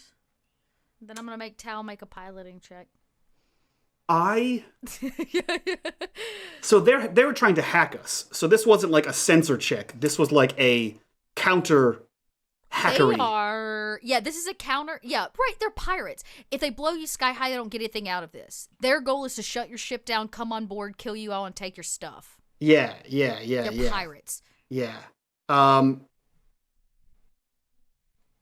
Okay, so a critical success says you reach your goal and achieve some unexpected bonus effect up to the GM. The effect was I wanted them to stop them from hacking us. Can I say that it was achieved? Right. Can I not only counter the hack, or not only prevent the hack, but counter the hack and plant a data meme? On them? On at least one of them, on the one I critted, whichever ship that was, and take them potentially down to 2 ships? Yeah. I don't remember how data memes work. Is the goal to just, I can look that up. Is the goal to just leave them like flying dark? Like leave them float like flying dark, or are you like trying to like fully hack the system and like set them to explode? No, I'm not trying to kill them. I'm just trying to like either shut them down and make them just floating like dead in the water. I feel like that's easier. Easily done than based on that critical. Yeah, done. You just like poof. You see their ship goes dark on whatever screen you're using. And you hear Sally come on and she says, "One of the ships has malfunctioned. They are floating dead in space." Since nerds don't get action scenes, I feel like you see Malik run into the cockpit and like jump into the swivel seat, and you say clickety clickety clickety clickety clickety clickety clickety clickety, one down. Clickety clickety clickety clickety. Yeah, it's the most boring action sequence ever. And then the camera pans to Sewell and to Tao. So here's what's gonna be up with this. We actually have to make a roll to see whose ships are going first. In this case, there are only 2 ships in this. And ship combat initiative is done by command, by our pilot's command. This is why Tal started taking command. So Tal, you're going to roll command to put us into combat like initiative order, so I just know who's going where. Okay, they are going probably last. Oh, maybe not. I don't know what that means. Maybe not. You have more die. It's okay. You have more die than they do. Okay, so one of the ships is going to go first, so they're going to take a first action. Then it will be you, and then it will be them, because you have a larger command pool than they do. So this one of the two vultures comes over the comms. All right, now all you got to do is just wait it out. We're going to come on board and take what we want, and we'll leave you alive. Oh, no. As long as you give up. All I hear back is, fuck you! Over. There's like a fuck you that passes, and he says, I didn't want to have to do this, darling. And they're going to make an attack on the Defiant. They send out, let's see, what do they have? Oh, they have autocannons. Okay. Okay. They're going to get real close. They cut the distance in half pretty quickly. You see this small, if you could see the small vessel kind of dodge and weave through all of the debris, the pieces of ship and planet that are left here. It's going to fire its autocannons. Whoever's firing it fires off. Or it fires off. Fucking missing. Tau makes a daft roll. It is, in fact, now the Defiant ship's turn. Now, this is how this works. Each of you get a turn on the ship's turn. Gotcha. In this case, I'm going to give it to Tau. Malik went, so I'll let Tau and Sul decide who goes next. You command me. You take a shot? I'm listening. Boom. Take a shot. You're going to make a ranged combat attack with our cannon. So, question. It says gunner skill level 8. Does that change anything? Or... Yeah, we haven't had ship combat in a while. What's your, We haven't. What's your, ranged combat skill? 4. Yep. What's your agility? 4. Then no, it's still an 8. 8. Okay. It's still an 8. And what do I roll? Because you're our gunner for the ship. So you're going to roll your main ranged combat attack. Okay. Well, before I do anything, I'm gonna like fiddle around, kind of get adjusted to the seat, lift the car seat back a bit, and turn Now on hold on, Check. since he's doing all this, Yeah. Tal Yeah, is check your actually mirror. going first. Gotta check my Yeah, mirror, turn my heater Roll the on. piloting check to get us the fuck out of here. Yeah, Tal is as soon as my butt hit that seat, I gunned Don't it. forget you had a +1. Great. You have a +1 for having a blessing. Well, basically you have the what is that thing? The temple on this. I think vessel. that's You have only a for spot portal that. jumps, right? Oh, you're right. It is only for portal jumps, but you still have a blessing on the ship left Yeah, by the Sholey. ship- Oh, yeah, that's right. So you have the one from Sholey. You usually would get 2 if you're making a portal jump, but this is just flat flight. I'm trying to think if you have any other ones. I think that's it. As I sit So, down, as pilot +1. always, Tal hits the traveler icon near her station and says, Yep. "Traveler, guide me." It's a bobblehead. Yep. I think I always see it as like a little insignia, just like Yeah. on the like. It's a embedded bobblehead she into just the- smacked. No. Just so everybody knows at home, I did spend a darkness point and played a card, but I played it for Tamir, which we'll have to see play out next week. I did play an asteroid card. That's rude. Well, I have to agree. It is indeed rude. Tal's gunning it for the portal station, trying to maneuver Yeah. around all the oncoming fire over the intercom, saying, "Sul, take a shot! Take a shot! And so I far will you haven't do hit so. anything. Get these guys on my ass!" Ranged combat. I would like to go pew pew. Pew pew. Not pee pee. Go. Dose. Okay, success. If we look at the Defiance character sheet, I believe you are using the Mason Cannon. Yeah, the Mason cannon's not Correct. fucking around, though. No, it is not fucking around. So that gives you 2 is the damage on that. So right? the Mason can. So ships have 2 kinds of health. They have energy points and hull points. The Mason cannon does damage to both at the same time and ignores armor. Oh, so it just happens. It just happens. Yeah, you just get wrecked. Yeah, it hits. You hit one of the ships. I'm not going to tell you which one, but you do hit one of them. There's a little bit of crackle and maybe some screaming, Tao, from the other end of comms that you are connected with, and then it goes. The line goes dark. Let's go. I say that in character. Alia, you get a turn. If there's something you would like to do. Immediate. Man, this is completely out of her element. I mean, I think she was on her way to continue her research just simply because she wouldn't know what to do exactly. Yeah, you just basically go to buckle up. She's just like, yeah. There's a ship fight going on, and everyone's shooting. And Alia's just like, I'm gonna go read. Yeah, it's just like, y'all take care of this shit. Like, quiet down, please, guys. Yeah. Please, peace, a little peace. Okay. If that's the case, it passes to the next vessel, the next vulture. Oh, I love this. It's very mean, though. It's very mean. And you know what? Instead of spinning a darkness point, I'm going to spin a corruption bar on this one. Try. Malik, you see it, but you can't stop it. A signal goes out. A beacon to the other dust vultures in the area.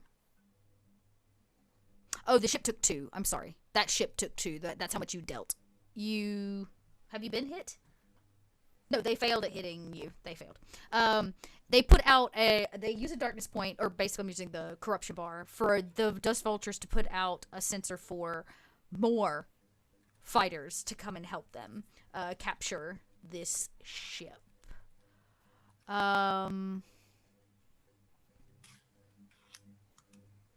It's going to take a shot. It fails. Towels daft flying. It hits instead a piece of junk that like shatters, and you can feel and hear the tinging like hail on the top of a car as the metal pings against the metal shards ping against the vessel as Tao races for this station. We loop back to the top of the ship combat. It is the vessel that has been hit. Actually, a third one rolls up and into combat. We'll say it goes at the end, though, of the next round instead of the top. They're not stopping. They took some damage, but it's not enough to warrant them to not take your ship. Actually, oh, yeah, that's bad. Well, they're gonna try again. Oh, they did it! They got one! It's only the autocannons, though, and you all have quite a lot of armor, right? Like 5. 5 Tao, armor. would you like to roll 5d6 for me?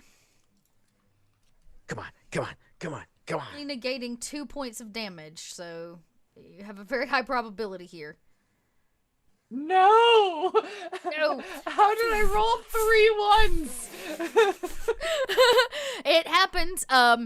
You all feel it. Alia, maybe even trying to concentrate on something else. Something hits the ship. An actual, like, hits the side of the ship. The lights begin flashing. Sally comes on and goes, "If you are not already strapped in, you may want to find yourself a secure location." That would put all of your... So that does damage to the hull, not to your energy. Thank you, Mike. Whoever marked that. Moving right along in the initiative, back to the Defiant. The camera cuts back in from the emptying void of space, back to the flashing lights and the boo-doo-doo as the ship is under attack and the explosion. Malik, it is your turn. You are muted. I'm muted. So to launch data memes, I have to have analyzed a ship. So I have analyzed one additional ship from that previous roll, I believe. I'm going to launch a data meme, and that guy can suck it. Okay. Give me 1 second to find my character sheet of my 9 million Wait, screens. is that on is that on the new ship that joined us, or the one you failed earlier? No, so I succeeded on 2 ships. One I already shut down, and the other one I just didn't do anything with. So the one I analyzed but didn't do anything with, I'm going to launch a data meme against that one. Great. Okay. Question. Just clarification. Are you saying data memes? Are you launching data memes? Yes, Meme, meme, as in like M-E-M-E. M-E-M-E, yes. Like cat gifs? That's what they actually call it. Yeah. Yes. Yes. Launching lots of cats. Yes. Nyak cats? Yes, Those 9 players cats are just... flooding their emails with, look at this Yes. cute cat. I was like, what? You know the graphic has Nyan Cat in space. Yeah, It's exactly. just actually flying from the back of Tal's ship. It's just 9 cats nonstop. Yeah. Yeah. I mean, realistically, like that's what it is. So Basically, you're hacking their system. Yeah, so like Okay. just like a meme is like something that like one person makes and then spreads like culturally. That's the same thing. Like it's basically a worm. He made a worm that spreads through their whole system and spreads shuts through down their their system and reality. shuts Yeah. down. But the game calls them Got it. memes. So I mean, guess technically like He it's the same it thing. spreads through memes though. It spreads through memes. Yeah. You ever see the movie Hackers when they have like, oh, they launched a Cookie Monster and it's like It makes deploy me rabbits. It makes me think. So I just rolled 4 additional pirate ships have heard the call. Okay, Only well, one has shown up. What in the mother flapjacks? Hello? 2 successes on That's a launching a data success. meme on that guy. How close is that ship to the rest of the ships?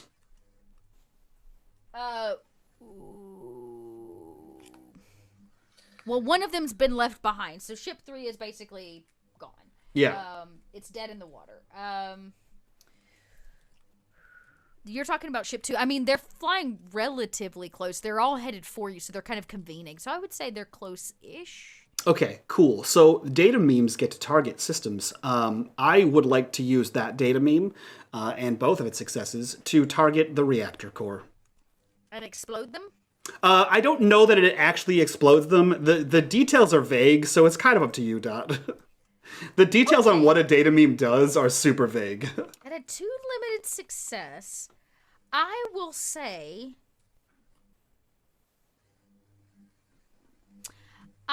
Oh no, I'm sorry. It says the sensor operator, which is me, chooses which module on the ship to attack. If the attack is successful, the target module is disabled, as if critically hit. Okay. I would say then that the ship wants... That's kind of what you're doing. You're just shutting... You're not exploding it. You're shutting the reactor down, which means they're not getting gravity or oxygen or power or any of that. And so another ship goes dark. Poof. Yeah. Off in the distance. 2 ships now float dead. I imagine that the comms again comes on from this last ship. And another voice says, you think that's gonna stop us?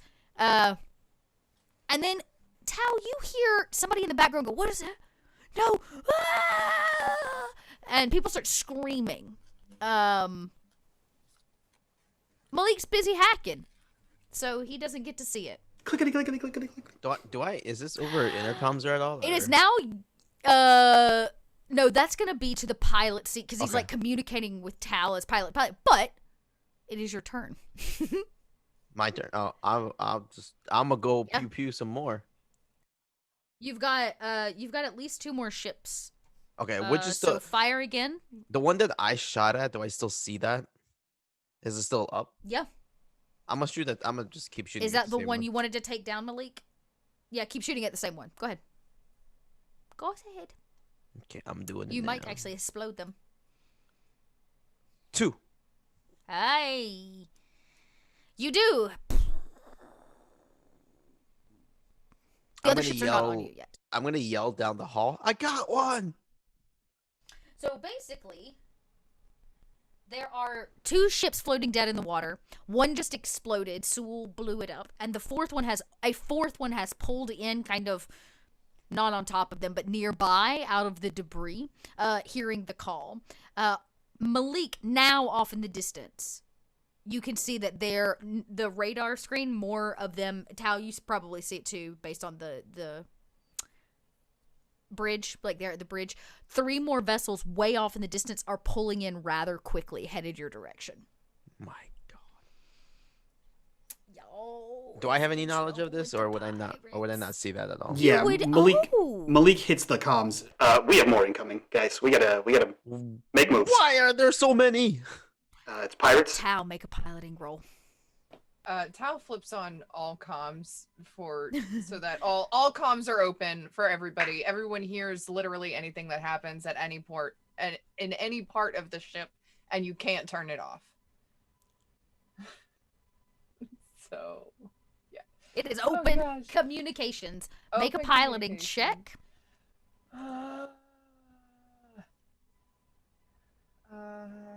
I just have the one from the blessing. Oh gosh. 2 successes. That's a success. Again, a dodging and weaving. You are very close. It's going to be 2 more rounds before you make it within the perimeter of the station here. In this sector, it's known as Koban, the Koban station.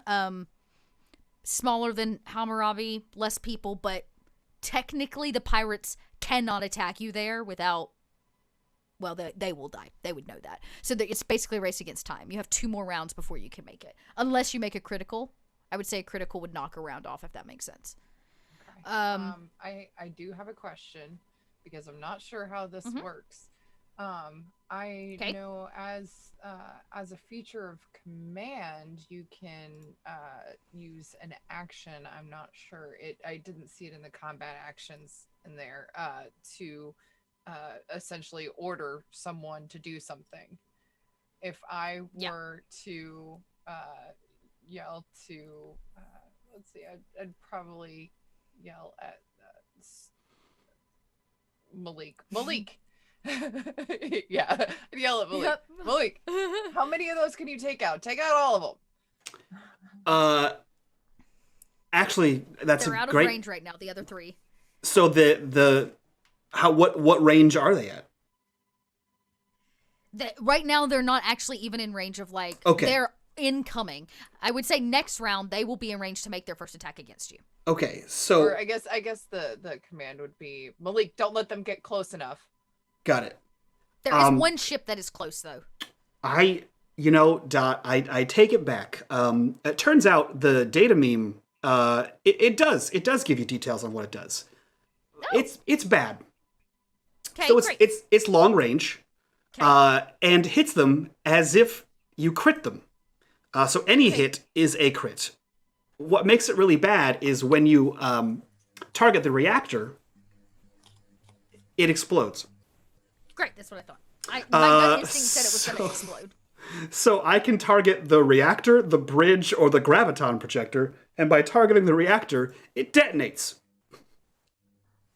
The ship is broken apart and is lost forever. Is that what you want to happen? Is that what you want to happen? I feel like that wasn't my intent. So I'm Then I will trying to let you find. choose for that not to be the intent. Yeah. Because that sounds like multiple nuclear explosions in a very close proximity. In close to proximity. our ship. Yeah. So Just make us go faster away from them. It's fine. I can't do that, unfortunately. Just ride the nuclear wave.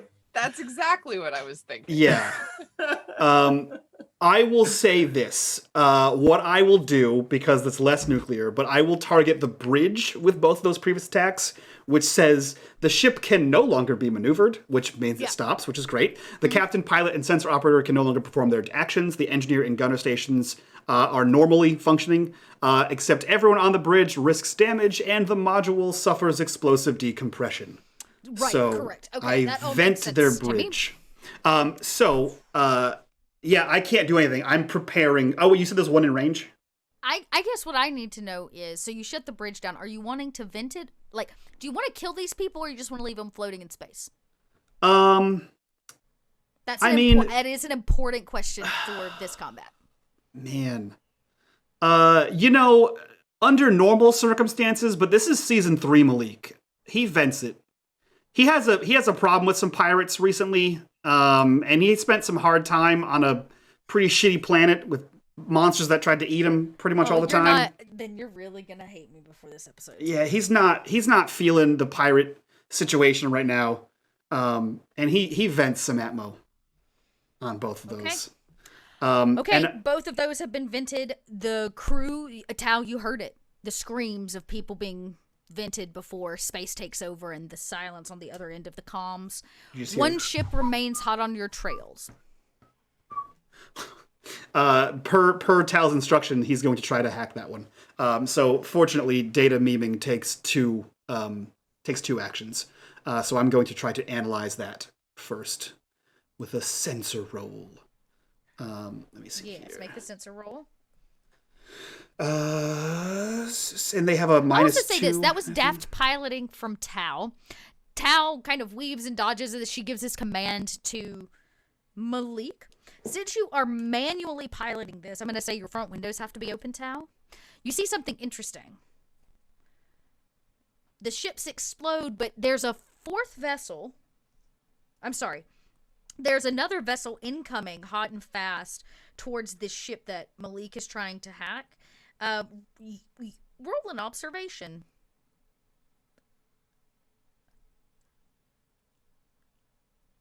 Let's see if she sees it.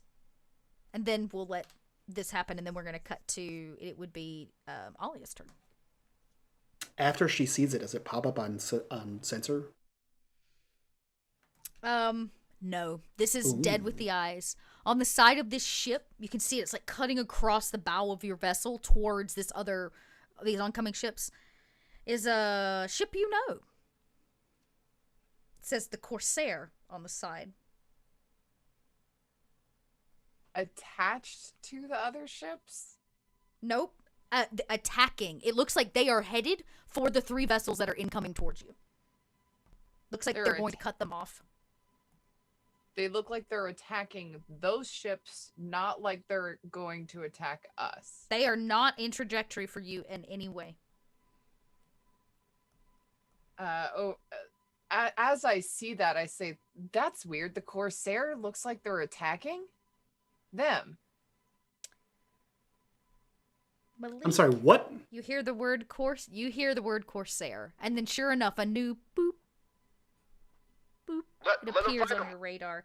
Let them fight them. I'm still going straight to the thing. I'm not changing anything for what I'm doing, but I definitely said that out loud. Yeah, so we got Tal. Wait, no, we had your roll.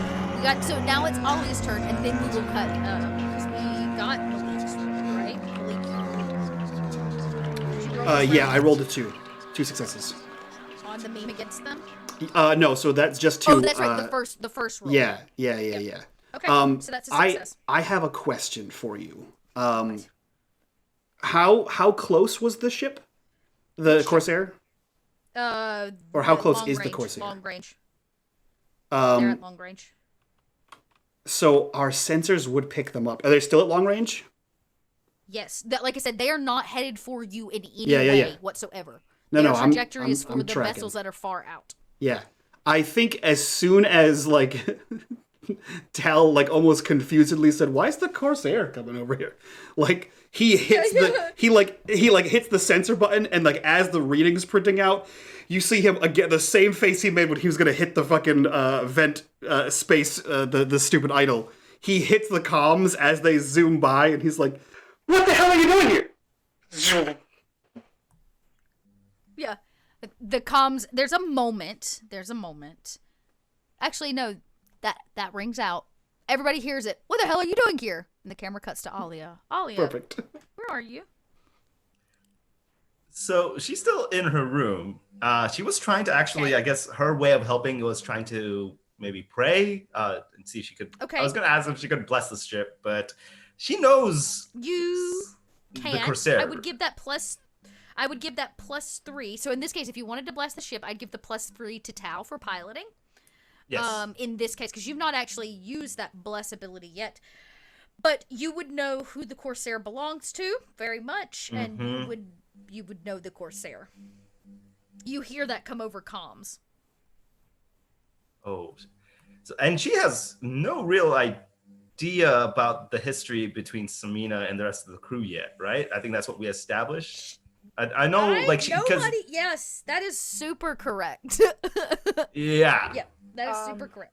I feel like Tal and Tamir would have talked about there is a dancer that gives us problems, and Tamir did come back with Alia stabbed by the dancer, but we didn't actually know her name, her real name. Right. So, well, she has two names. You would have known the name Samina, not Amira, which is the name that.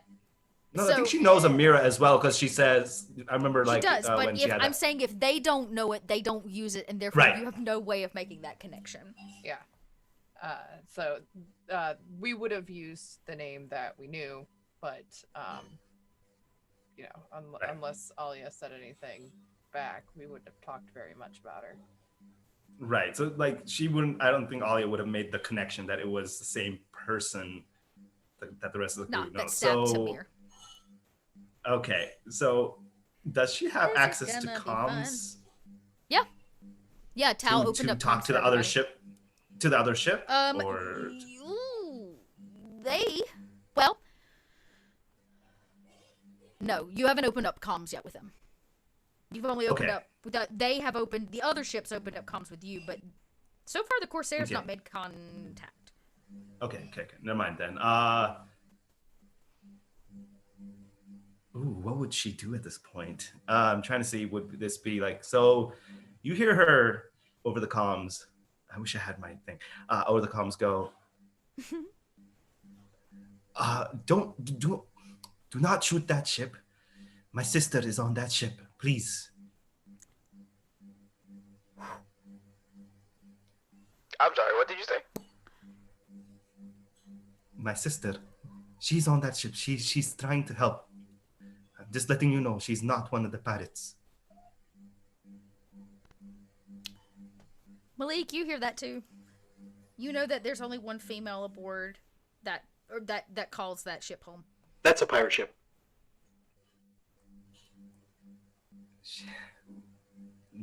Well, oh God, what would she say? I am like spinning my head on this, or my wheels in my head on this, on how this would go. So she goes. Well, if it is helpful, okay, yeah, no, go ahead. Okay, no, she's just going to say, I'm not going to deny what the ship looks like or what she has done in the past. But as of this moment, please, she is not the type to attack unknowingly. I know her. That's the crew that stranded me on a junk planet. You know, I'm she's well now aware. here, right? That's news.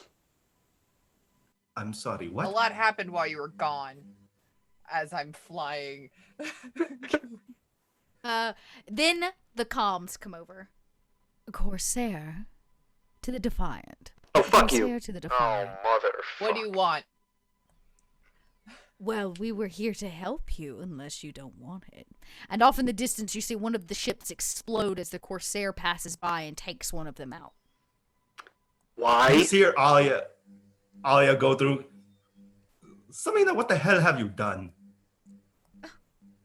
Sister. What? Who? What? Sister? Who are you? Why is this person on our ship? Oh, Sewell. Oh, you mother, don't you?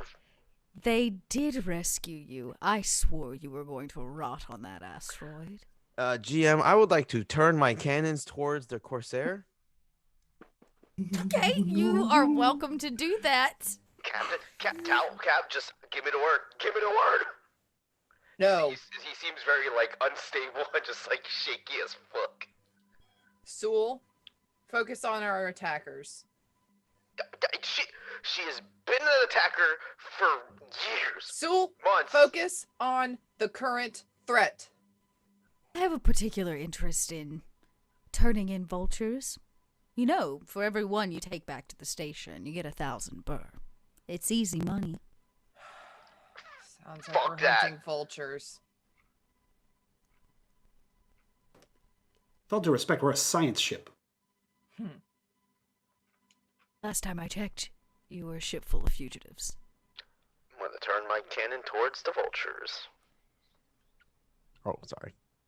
Yep. Yeah. Keeps like I imagine it's like one of those turrets that like spins what around and happens it's is beginning to line up. It goes, damn it. Fucking effect. It's gonna go like, tell, motherfucker, son of a bitch, fuck, damn it, fuck, damn it. And I'm gonna slowly just turn back.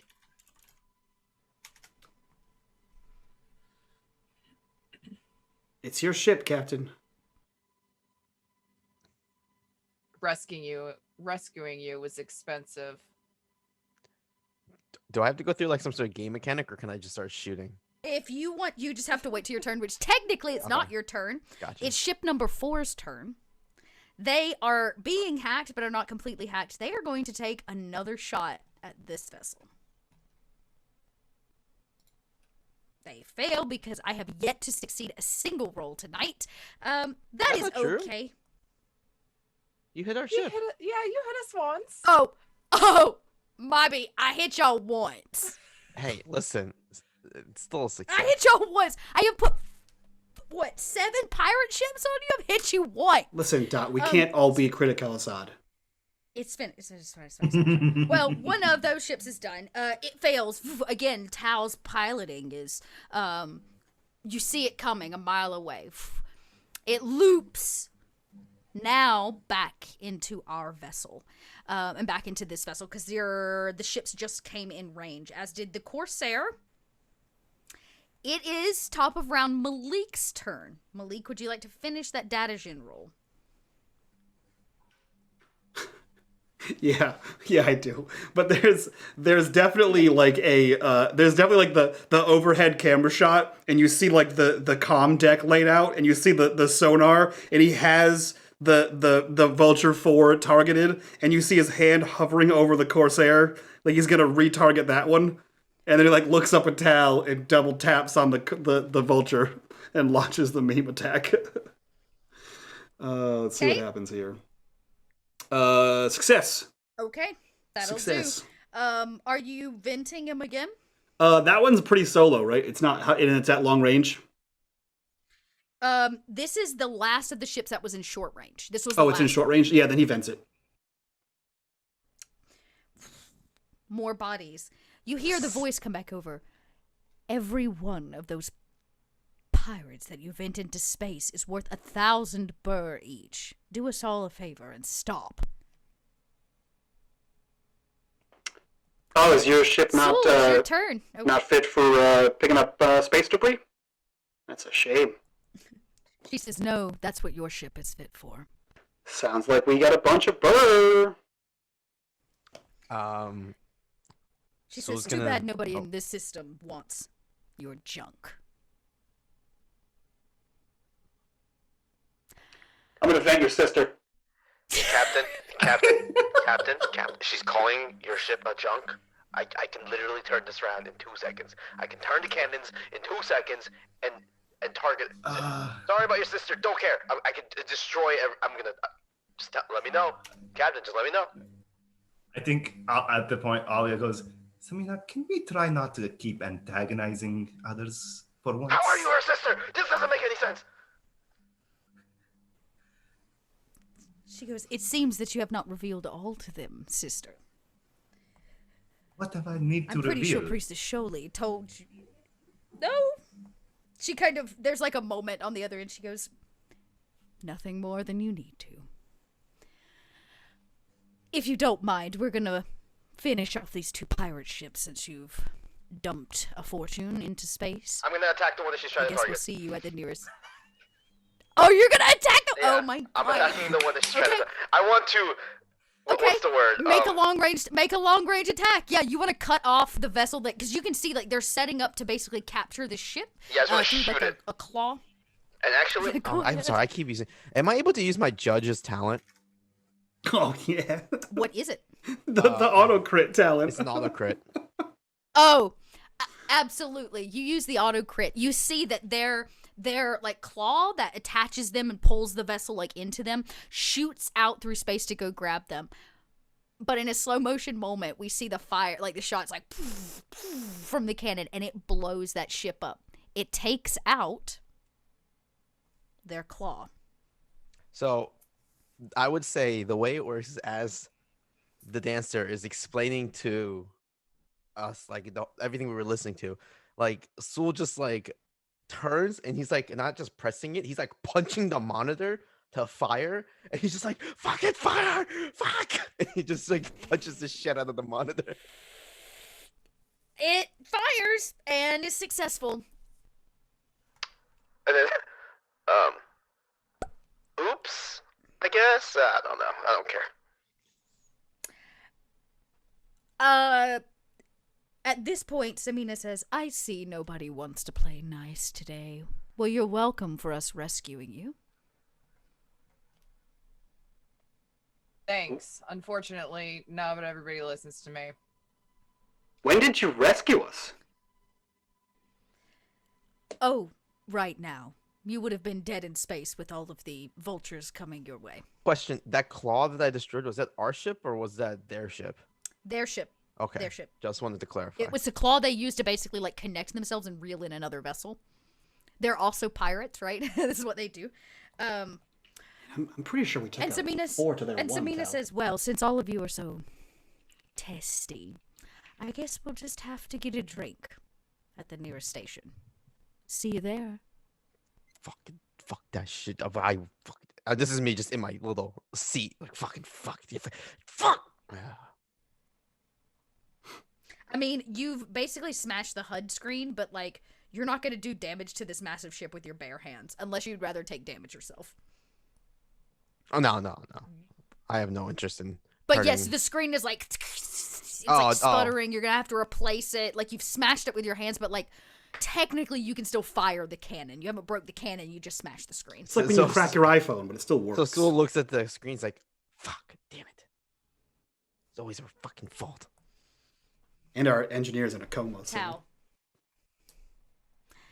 Yeah, right. You very easily finish pulling in.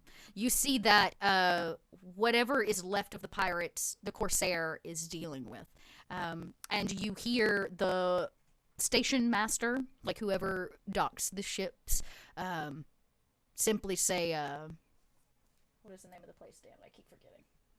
What did I call it? Oh, yeah.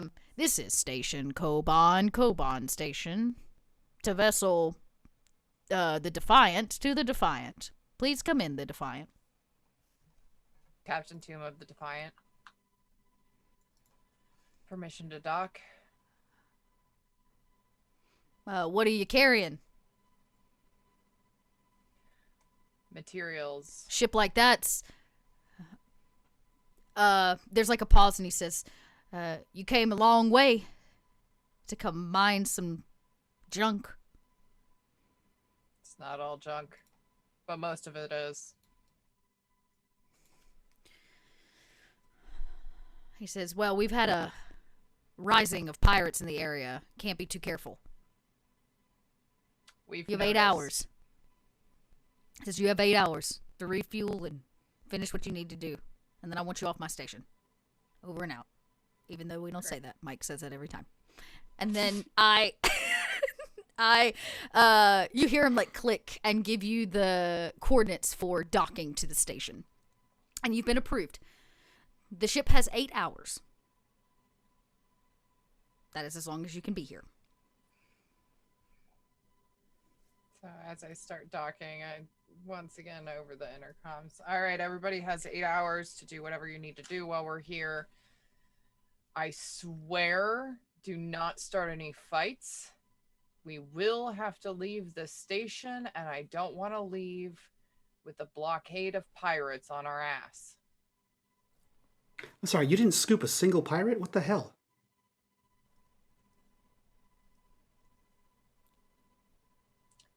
Really rather leave some for Samira, or whatever her name is. Samira, I love it. Just You literally just said how expensive it was to pick me up, and then I took out 3 of them. I don't think they want bodies. That's what she said. Every single pirate that's floating in space is worth 1,000 burr. Was worth 1,000 burr. Alive. Listen, they're probably worth at least half as much dead. More importantly, just for all of you at home, because Malik made the decision to kill them all and take no prisoners, which was an option, I gained 3 darkness points. Was it an option, Dot? Technically. Was it an option? If PC should cold-bloodedly kill an unmaneuverable fighter and its pilot after the flight, the darkness grows. And I mean, received technically, 3 I didn't. darkness points. I didn't. The ship wasn't unmaneuverable, and then I killed them. It was simultaneous. It was So it kind of became unmaneuverable because I killed them. Yeah. So I mean, technicality, Dot. And let's, I pray to the faceless one. He's all about technicalities. Technically, the ship was still moving when I killed everyone. Not actually wrong. I'm making a call that I'm getting 3 darkness points because you didn't turn in. I gave you a gold mine of pirates to return. A gold mine. Listen, I'm just as mad about it as you are that we didn't. Them into space. I have a pirate problem. They stranded me in space, Dot. I would like to All attest. I'm saying. Dot, look at my character art. Look how grumpy I look. That's from being stranded in space. Okay? Paul. Technically, you were on a planet, not in space. Shut up, KP. Darkness points. What was that, Paul? No, I'm good. Well, you dock. I was gonna say. It has been. Yeah, go ahead. I was gonna say. Tal was thinking about gathering up pirates, and then we shot the claw that is attached to our only possible ally ship. She's not going back there to play. Mm-mm. Well, she did help in my arrest and then almost assassination of me, so I'm pretty cool with not caring if she's mad. Just Tal's done. The ship docks. The usual procedure of fueling begins. There is a little bit of damage to the ship, but mostly looks cosmetic. Whatever you and Tamir fixed earlier is done. Like the piece of plate metal that you were welding on and stuff got blown off.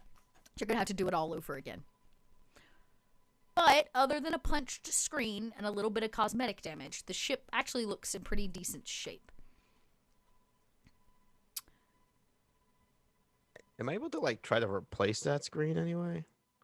Can I Would iPhone? you like to make a technician roll? Base please, this ain't an iPhone screen. You can't get this fixed at a kiosk at the mall. I mean, You know those- might. No, you know those 5-minute videos where they. No, you know those 5-minute videos where they do 5-minute hack videos where they take toothpaste and like put it on the screen. That's what and then Sewell's try to doing rub right it. now. Trying to Space pace right now, and he's like, You I saw this on can make a technology roll. That's Sure. the Sure. rule. It's Which a space, is a wits roll. It's a space mall, so. Okay, I'm down. I'll try. Who knows? You could critical success this. Which I got would be one. A damn, I got you one. got a 1. You are able to remove the one bad screen. There's multiple. Out damaging. The one. Well, yeah, there's multiple screens, but you remove the one bad screen that you damaged without damaging the electrical system. So now, if you find a screen and say an actual technician, it can probably be replaced. Okay, well, I don't want to leave open wires like that, so I'm gonna get some cardboard. I'm gonna get some cardboard and just duct tape the hole. Can I? Just for safety purposes. It's the pieces of the crate that almost get sucked out. He just gets the piece We'll of the say crate. since you have a success, there's no cardboard's not really a thing in space, but you find a piece of sheet metal and you're able to weld it down to seal it off.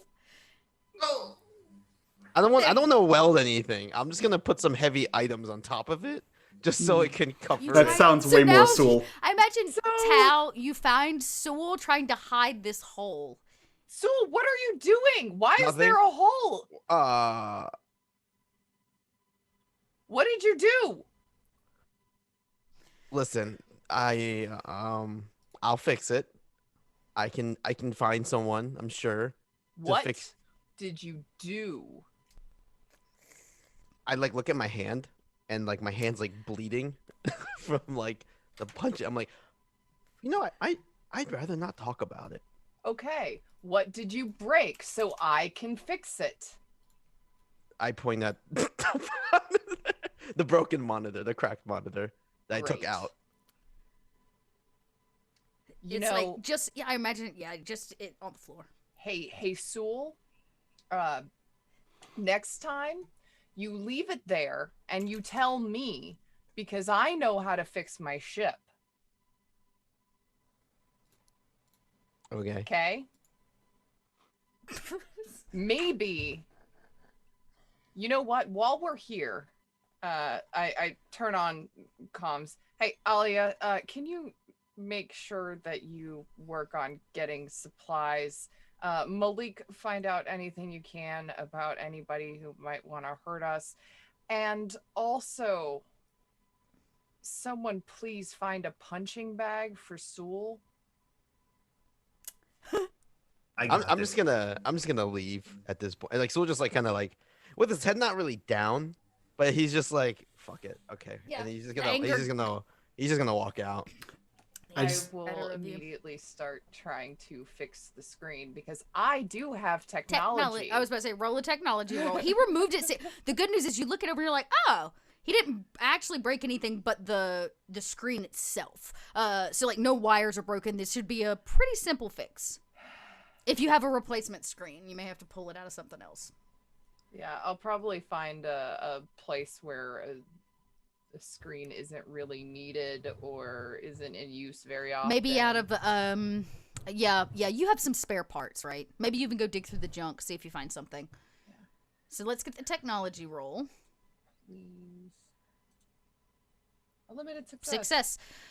With his limited success of removing it and your limited success of replacing it, it takes you about 30 minutes to an hour, but you are able to replace this screen and like rewire it up entirely.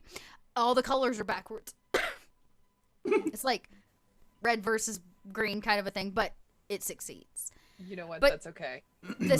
Some time has passed. Tal decides to stay on the vessel, obviously, but I'm interested in what everybody else is up to. Sewell's gonna go cool off from his run-in with the.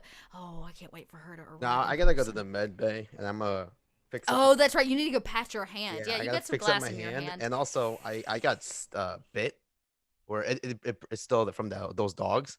I completely forgot about that. Okay. So I'm gonna go to the med bay and just we'll cut back to where you walk in. It's just the light beep beep of the monitor that is connected to the pulse monitor that's connected to Mir. As you're gonna patch yourself up, but we're gonna come back to you. I have something super quick. That's not related to role playing on the space station. Okay. I just want to say when Tal's fixing the screen, there's like a quick split-second camera shift to Malik, who leans back in his chair looking very content. And then you see the camera pan through the ship, and Malik has changed all of the backgrounds and all of the shipboard screens to be Tal going like, "What are you doing?" And then I don't know, of Sewell. Because he screenshotted the video. Yeah, he took this and he just plastered it as the background of all of the screens. I could imagine like Sewell's walking down the hall and it's just screen, and he's like you see him fuming, like you see smoke coming out of his ears as he's walking past it. I just imagine until she hooks up the screen and then the thing pops up and she's like, "Fucking Malik!" It's literally that meme where it's like the two girls, one is trying to hold him back, the girl's pointing, and the cats. And I feel like just for comedic timing is when Tal's like, "Fucking Malik!" Is when the door and closes and Malik's now on the station somewhere. Alia, what do you do when you first arrive? Do you stay? Oh, Please. yeah. Well, she definitely goes.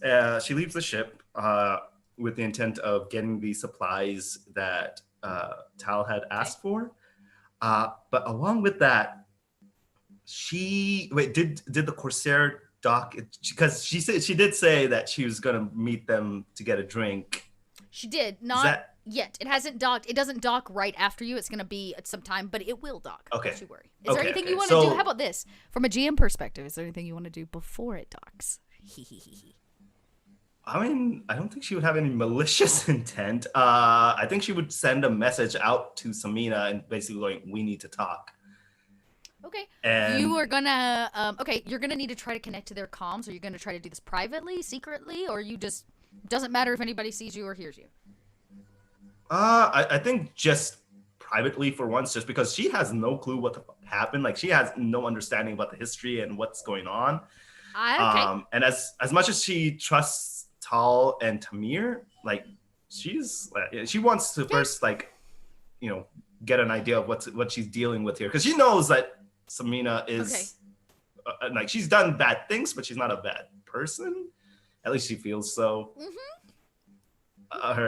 At least Wow, everybody's feels that way. face on that comment. Alia does feel that way.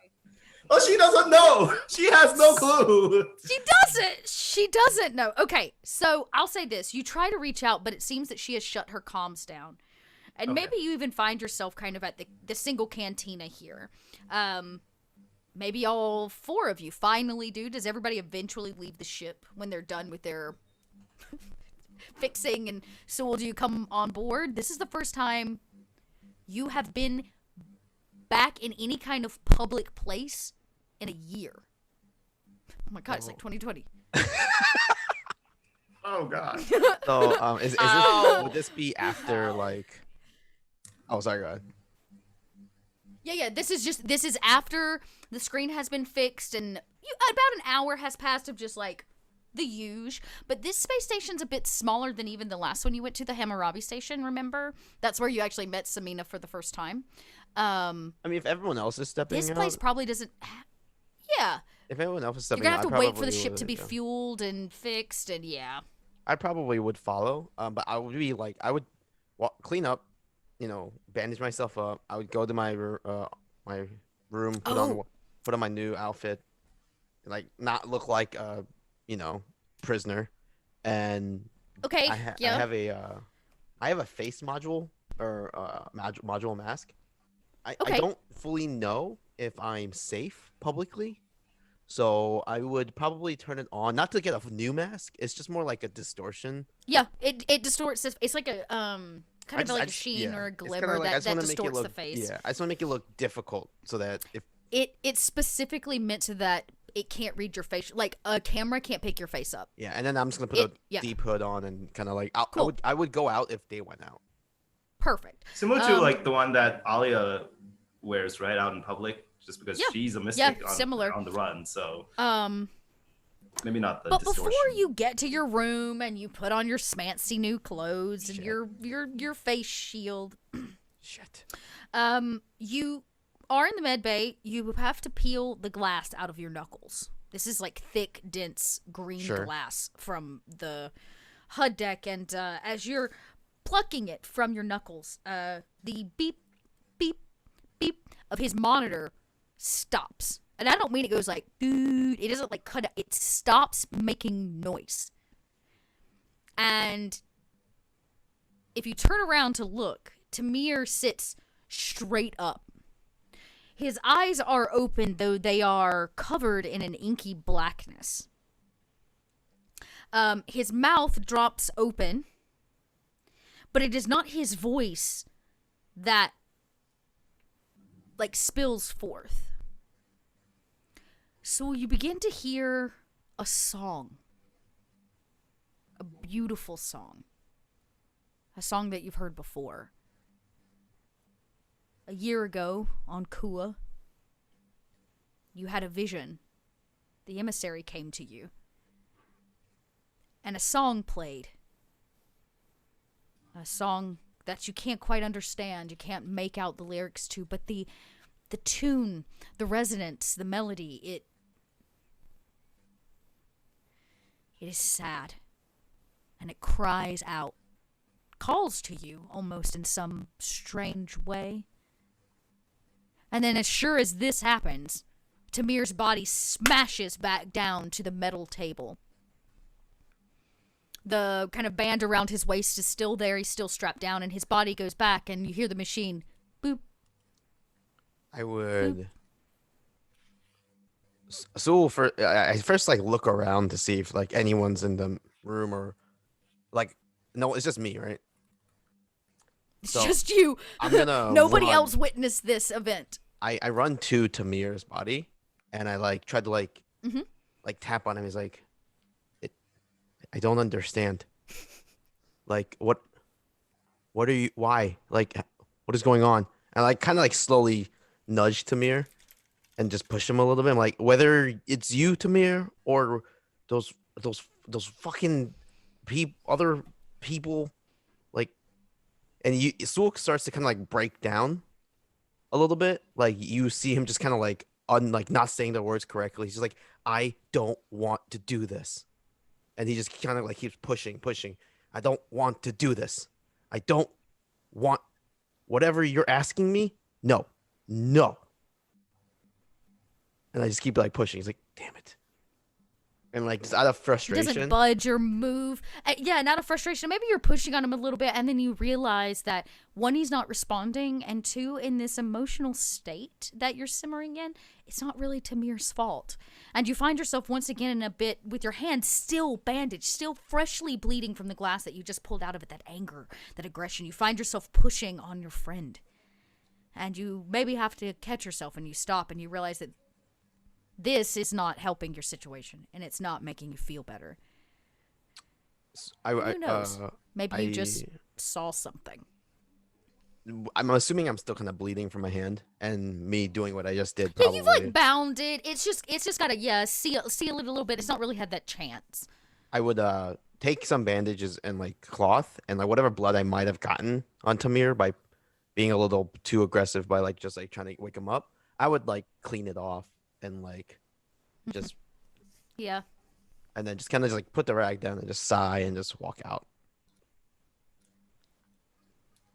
and you go put on your fancy clothes. Maybe try to tell yourself that whatever you heard just didn't even fucking happen. And you join the rest of your crew. You and Alia do both wear a similar kind of face shield that makes it hard for you to be recognized.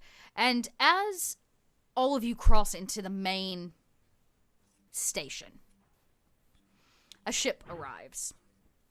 It docks. You can't miss it. The Corsair. And maybe even from the cantina, you can watch out the window as the Corsair unloads two individuals strapped to boards, like face mask on, binding them, their hands and their feet bound, and guards on this station come out and collect these two individuals from them. Samina is paid. She passes the burr stick back to somebody else on the team, and her crew, one that Malik knows all too well, stroll right into the station. From across this rotund area where you sit at a cantina, she makes eye contact with all of you. She waves. My glass, I assume we have already sat down and had to drink. Yeah, you've had it's been about 2 hours or so now. Oh, if that's the case, before she ever arrives, Ali brought the supplies and everything, and just like Tal said, as a way for Sul to manage his anger, she brings with her a giant, almost like 4 foot tall, one of those, I don't know if you guys ever saw them in Costco, but those giant ass teddy bears that are like pink in color, and goes, I don't know what you like, but I figured that since you seem to have a little bit of stress, this might help. Perhaps it's quite soft. Perhaps you can hug it, relieve some of that stress. Is that? Are you serious? I mean, why not give it a hug? Yeah, you should give it a hug. I just walk past both of them. Just give it a hey, don't fight your feelings. I'm just gonna keep walking. Where are you Where are going? you Fight going? the bear, though. You hear a voice that goes, "Where are you going, Sue? Oh my fucking. You seem to be in a hurry." Last time I checked, your ship's fueling, so you've got at least a few more hours. I put my head down and walk behind the crew. She stops and goes, 1, 2, 3, 4. You're missing one. Oh my god, you can count. She smiles a little bit at your cheeky comment. She says, "I hope everything's okay." Not now, Samina. What? I was just showing concern. Last time you saw him, you weren't so concerned for his well-being, were you? Oh, if I remember correctly, I saved him. He was running around the stacks where he didn't belong. Is that why he came back with a stab wound that he You said think- you gave him? Sorry. Is that She true, goes- Samina? Look at me. Do I look like I could stab anyone? Yes. I put my drink down heavily on the table and I kind of lean forward and say, "I'm looking, and yes." She goes, "Well, you clearly overestimate me. He doesn't even think I can count." No, I think you're used to being underestimated. Well, she looks around at the rest of you and goes, "Now I know why she's your captain." She says, "Maybe I did. Maybe I didn't stab him. Doesn't matter. He was hiding something." I mean, that does not seem like an appropriate response simply because someone's hiding something. Oh, please, Alia. You've come to and fro every inch of this fucking star system. You know good and well. And if I have yet wanted to him stab dead. a single.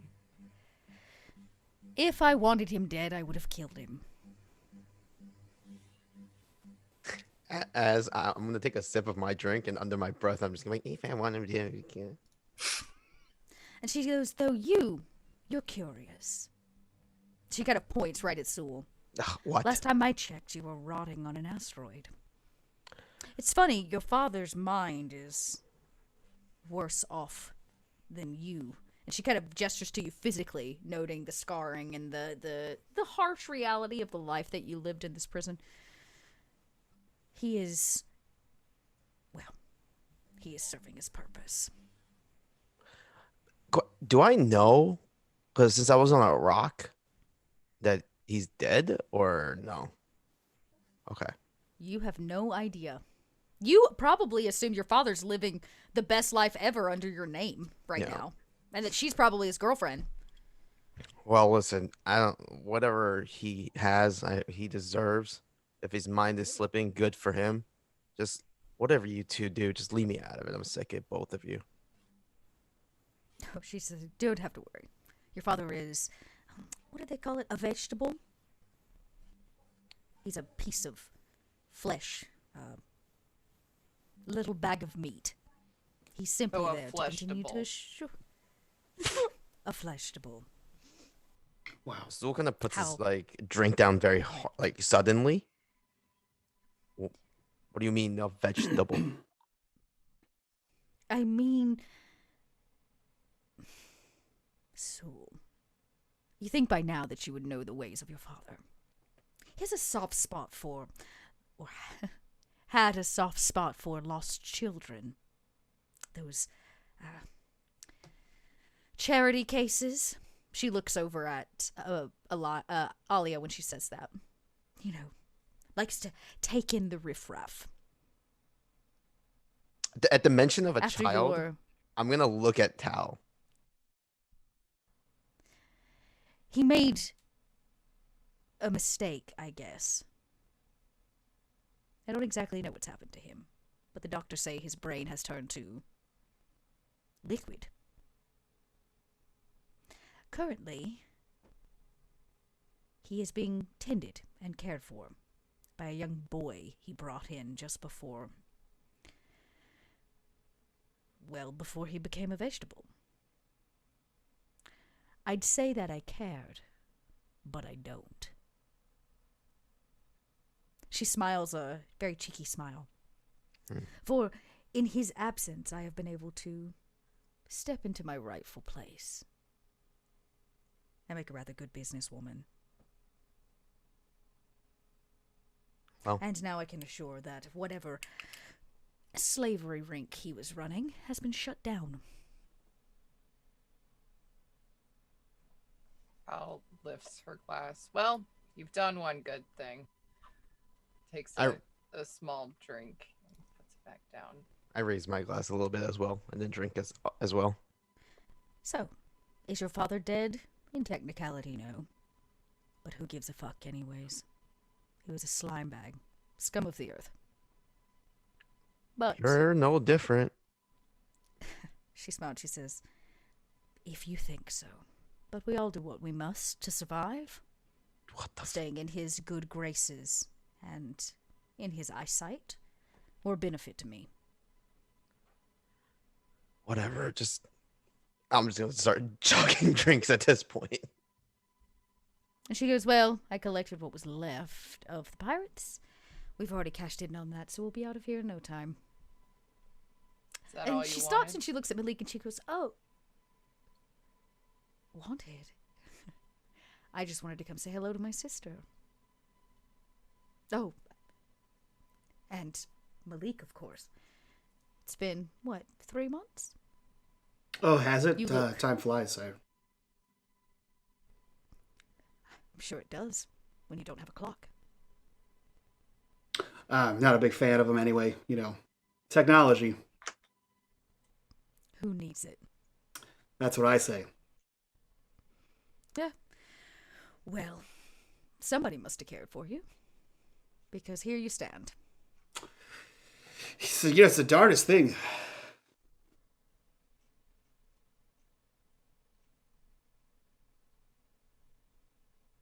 Well, this is sufficiently awkward.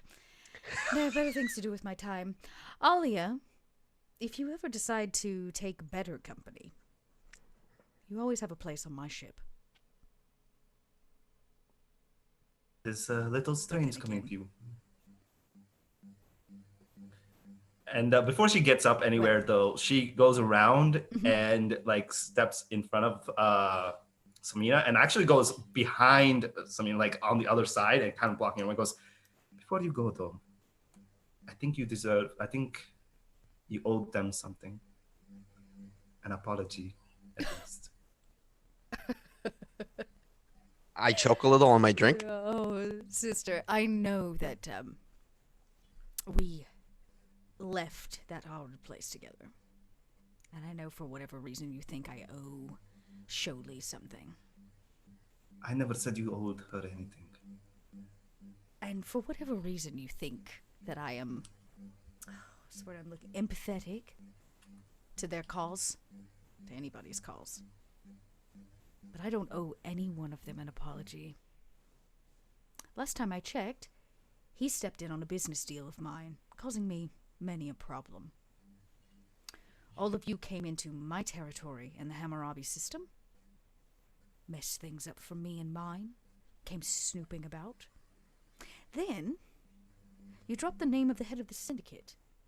They started snooping about. And then before I knew it, I was roped into some scheme where you were going to take the place of your father. I don't owe these people any apology. I'm sorry. That little drug thing was my operation. And you cut yourself in. And I cut your ass back out. She smiled and she says, so you think. Okay. You still stabbed an innocent person. That is not proven. And I've stabbed many a person. And I'm not going to apologize for them or to them. More importantly, he's harboring information that I want. That Tamir, wherever he is, I believe that he's come in contact with somebody that I have long sought. So you stabbed him. Sister, I don't understand your logic. She keeps Please. She goes, what? You believe them and not me? It's not the question of belief. Sometimes the action speaks louder than words. I'm trying to help you. I know what you stand for, even though your methods are unscrupulous. She says, you've never tried to help me. If you wanted to help me, you wouldn't have let Sholey dump me in that orphanage with the rest of the kids. Grow up in the cellar of Coriolis. You got to travel the stars with a magical lady. I had to. You think that's what this is about? Do you think that's what I experienced? Some vacation? Do you think that I was sipping margaritas or some drinks out in space all along? Having the good old time? Because I don't know. You think? I don't know what you experienced because you never came to find me. Because I couldn't find you, sister. Because we could not do more. I was on the run. This conversation we've had multiple times, and I can't seem to convince you, and you can't seem to convince me. But I am trying to find a middle ground. Please at least reach over on your side. I will not say that I'm sorry. Not until he gives up what I want. He lied to me. In the stacks. I asked him very plainly why he was there. He lied.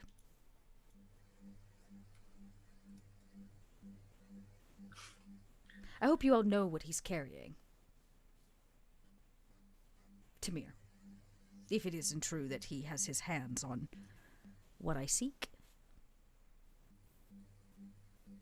If you think I'm the only person hunting it, you're wrong. Now, where were we? Oh, yes, I was leaving. She stands. She says, it was rather serendipitous to run into all of you. I suggest you leave the system, though. You're far unsuited for its harsh realities.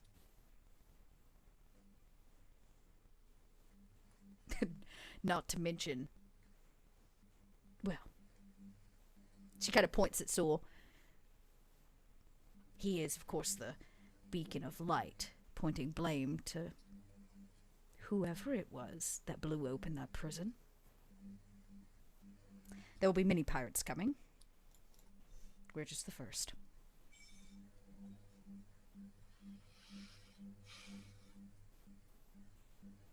Before she leaves, Alia tries to slip her a bun, just something that she picked up that she knows that she like some kind of a treat that she likes, just as out of a habit. Maybe she's got a bag.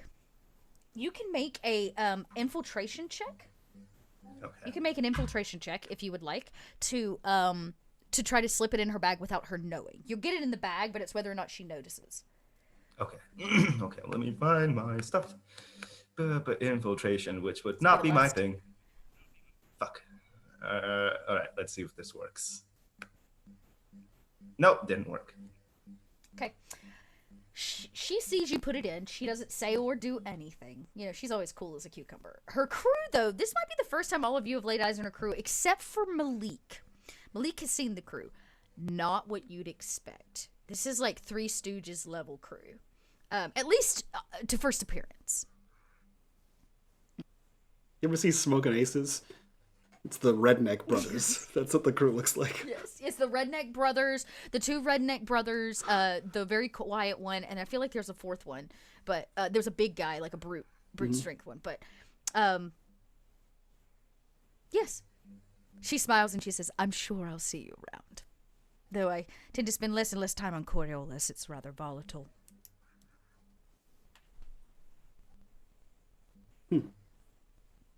Bye.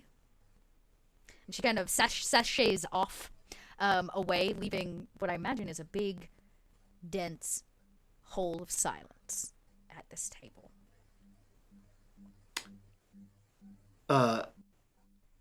Malik leans back and slides his tablet on top of the table and leaves it there for a second and then hits send. What do And- you send? Dot, if you recall, about 3 months ago, I was a 5th crew member on board the Corsair, and I was their sensor operator who operated circles around their entire crew. Mm-hmm. And I remember this. I did happen to download their shipping history and their codes and all that fun stuff. The portal master here seemed to be pretty adamant about keeping his sector safe and about the existence of pirates. So I'm just going to go ahead and send their uncoded transponder to him so that he knows that whatever they're flying apparently is not what they're actually flying. Roll a data gen roll. That's a lot to... I would say you definitely type it out, no problem. Roll a data gen. Let's see what happens. Hack the world. I'm hacking it. Hack the world. I'm hacking it. I'm going to give you all the darkness points. I don't give a shit. This is happening. One success? Is one all enough? you need.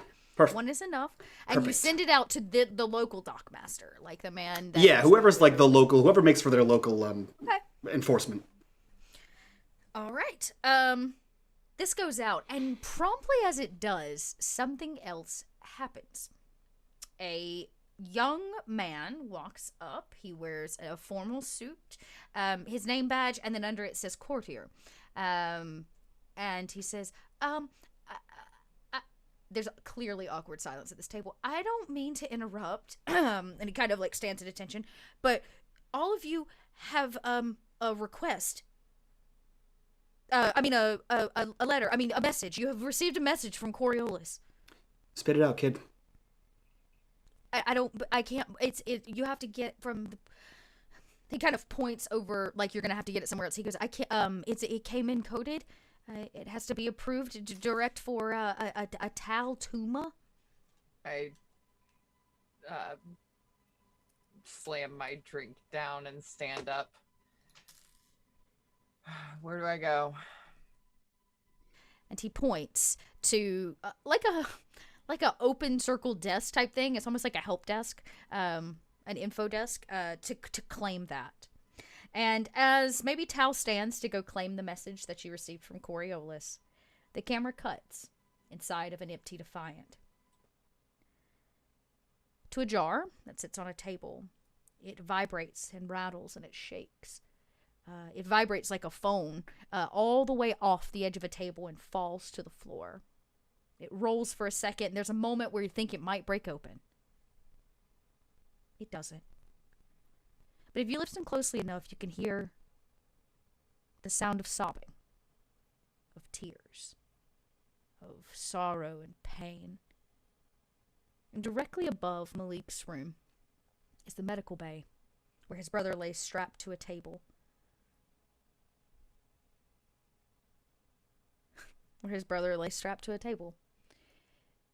In the silence of nothing but the boop, boop, boop of a medical machine, Tamir sits straight up, eyes wide open, takes in a deep breath, and comes to, strapped to a table, alone in the medical bay.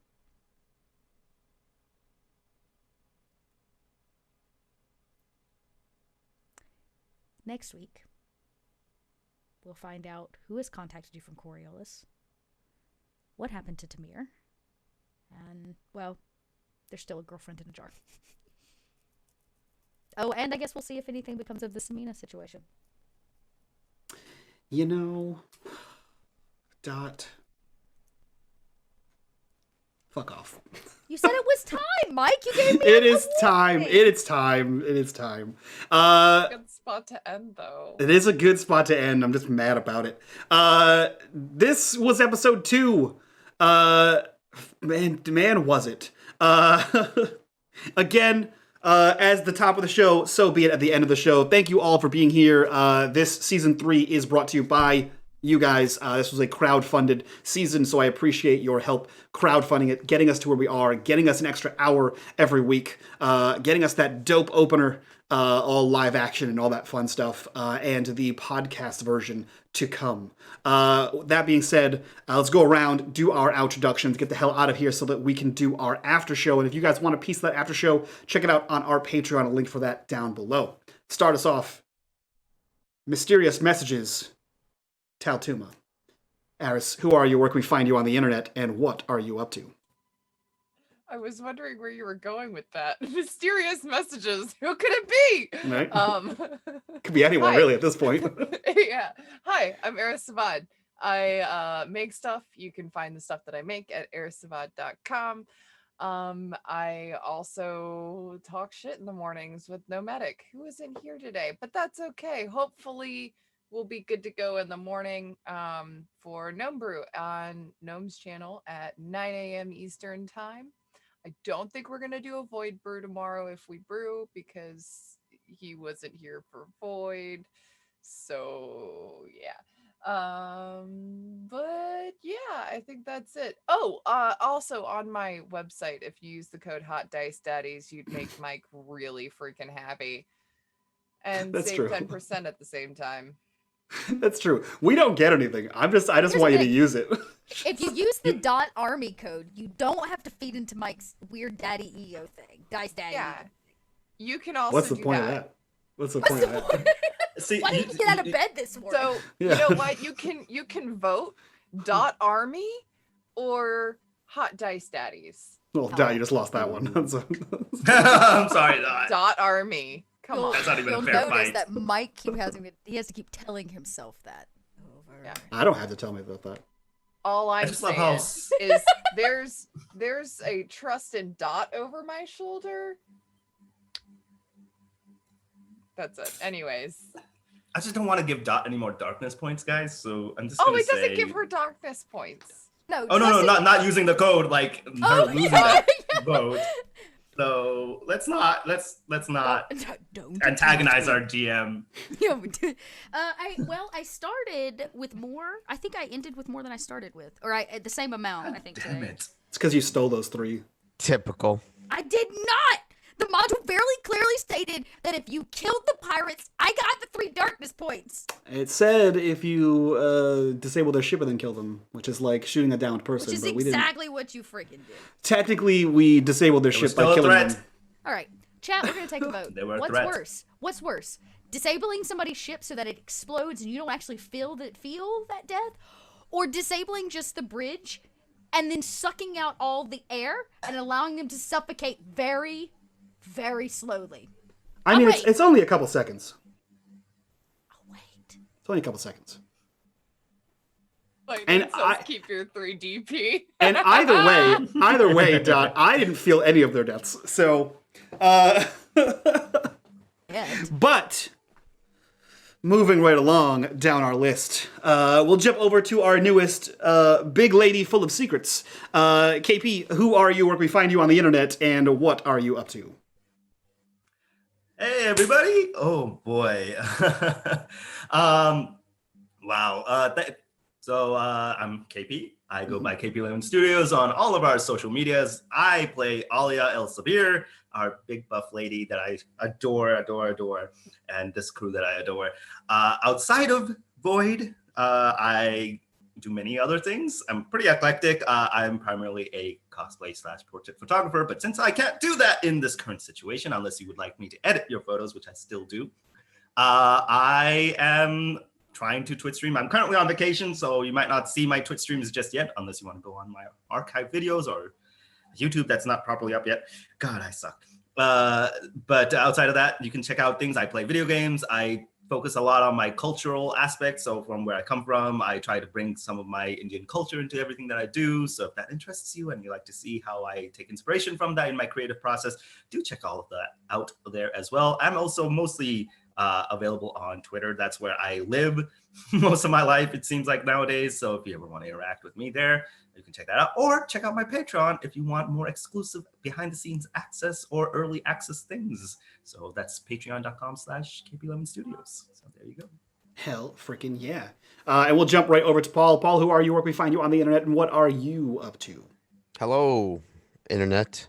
My name is Paul. You can find me on InWhat123 on all platforms. Twitter. I completely blanked for a minute, and that was the only social platform that I remembered. Instagram, Twitch, YouTube, etc. I'm debating on making some more content on YouTube. I make a lot of VR videos and just like meme around and just have fun. Other than that, you can just find me on Twitter. So yeah, bibbity bobbity. Wow. And with that, we'll go to Dot. Dot, who are you? Where can we find you on the internet? And what are you up to?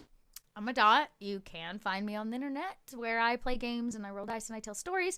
The biggest and best places to find me right now are here, of course, every Tuesday night, but you can check me out over at the Stitch of Fate podcast, which is a very dark VTM, actual play.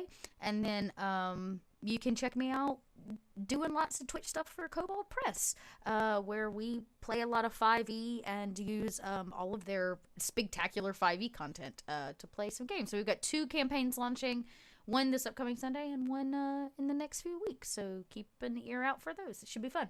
Hell freaking yes. And as always, like I said, if you guys like what we do here and you want to support the channel, our Patreon is the best way to do that. Link for that down below. Second best way is to join us in our Discord and be a part of the conversation and just talk about this game and all the other games and how awesome we are. How awful I am, I guess. That's what I'm trying to say. With that, we're out of here. We'll see you guys next week for more, sad secrets, I guess. Bye-bye.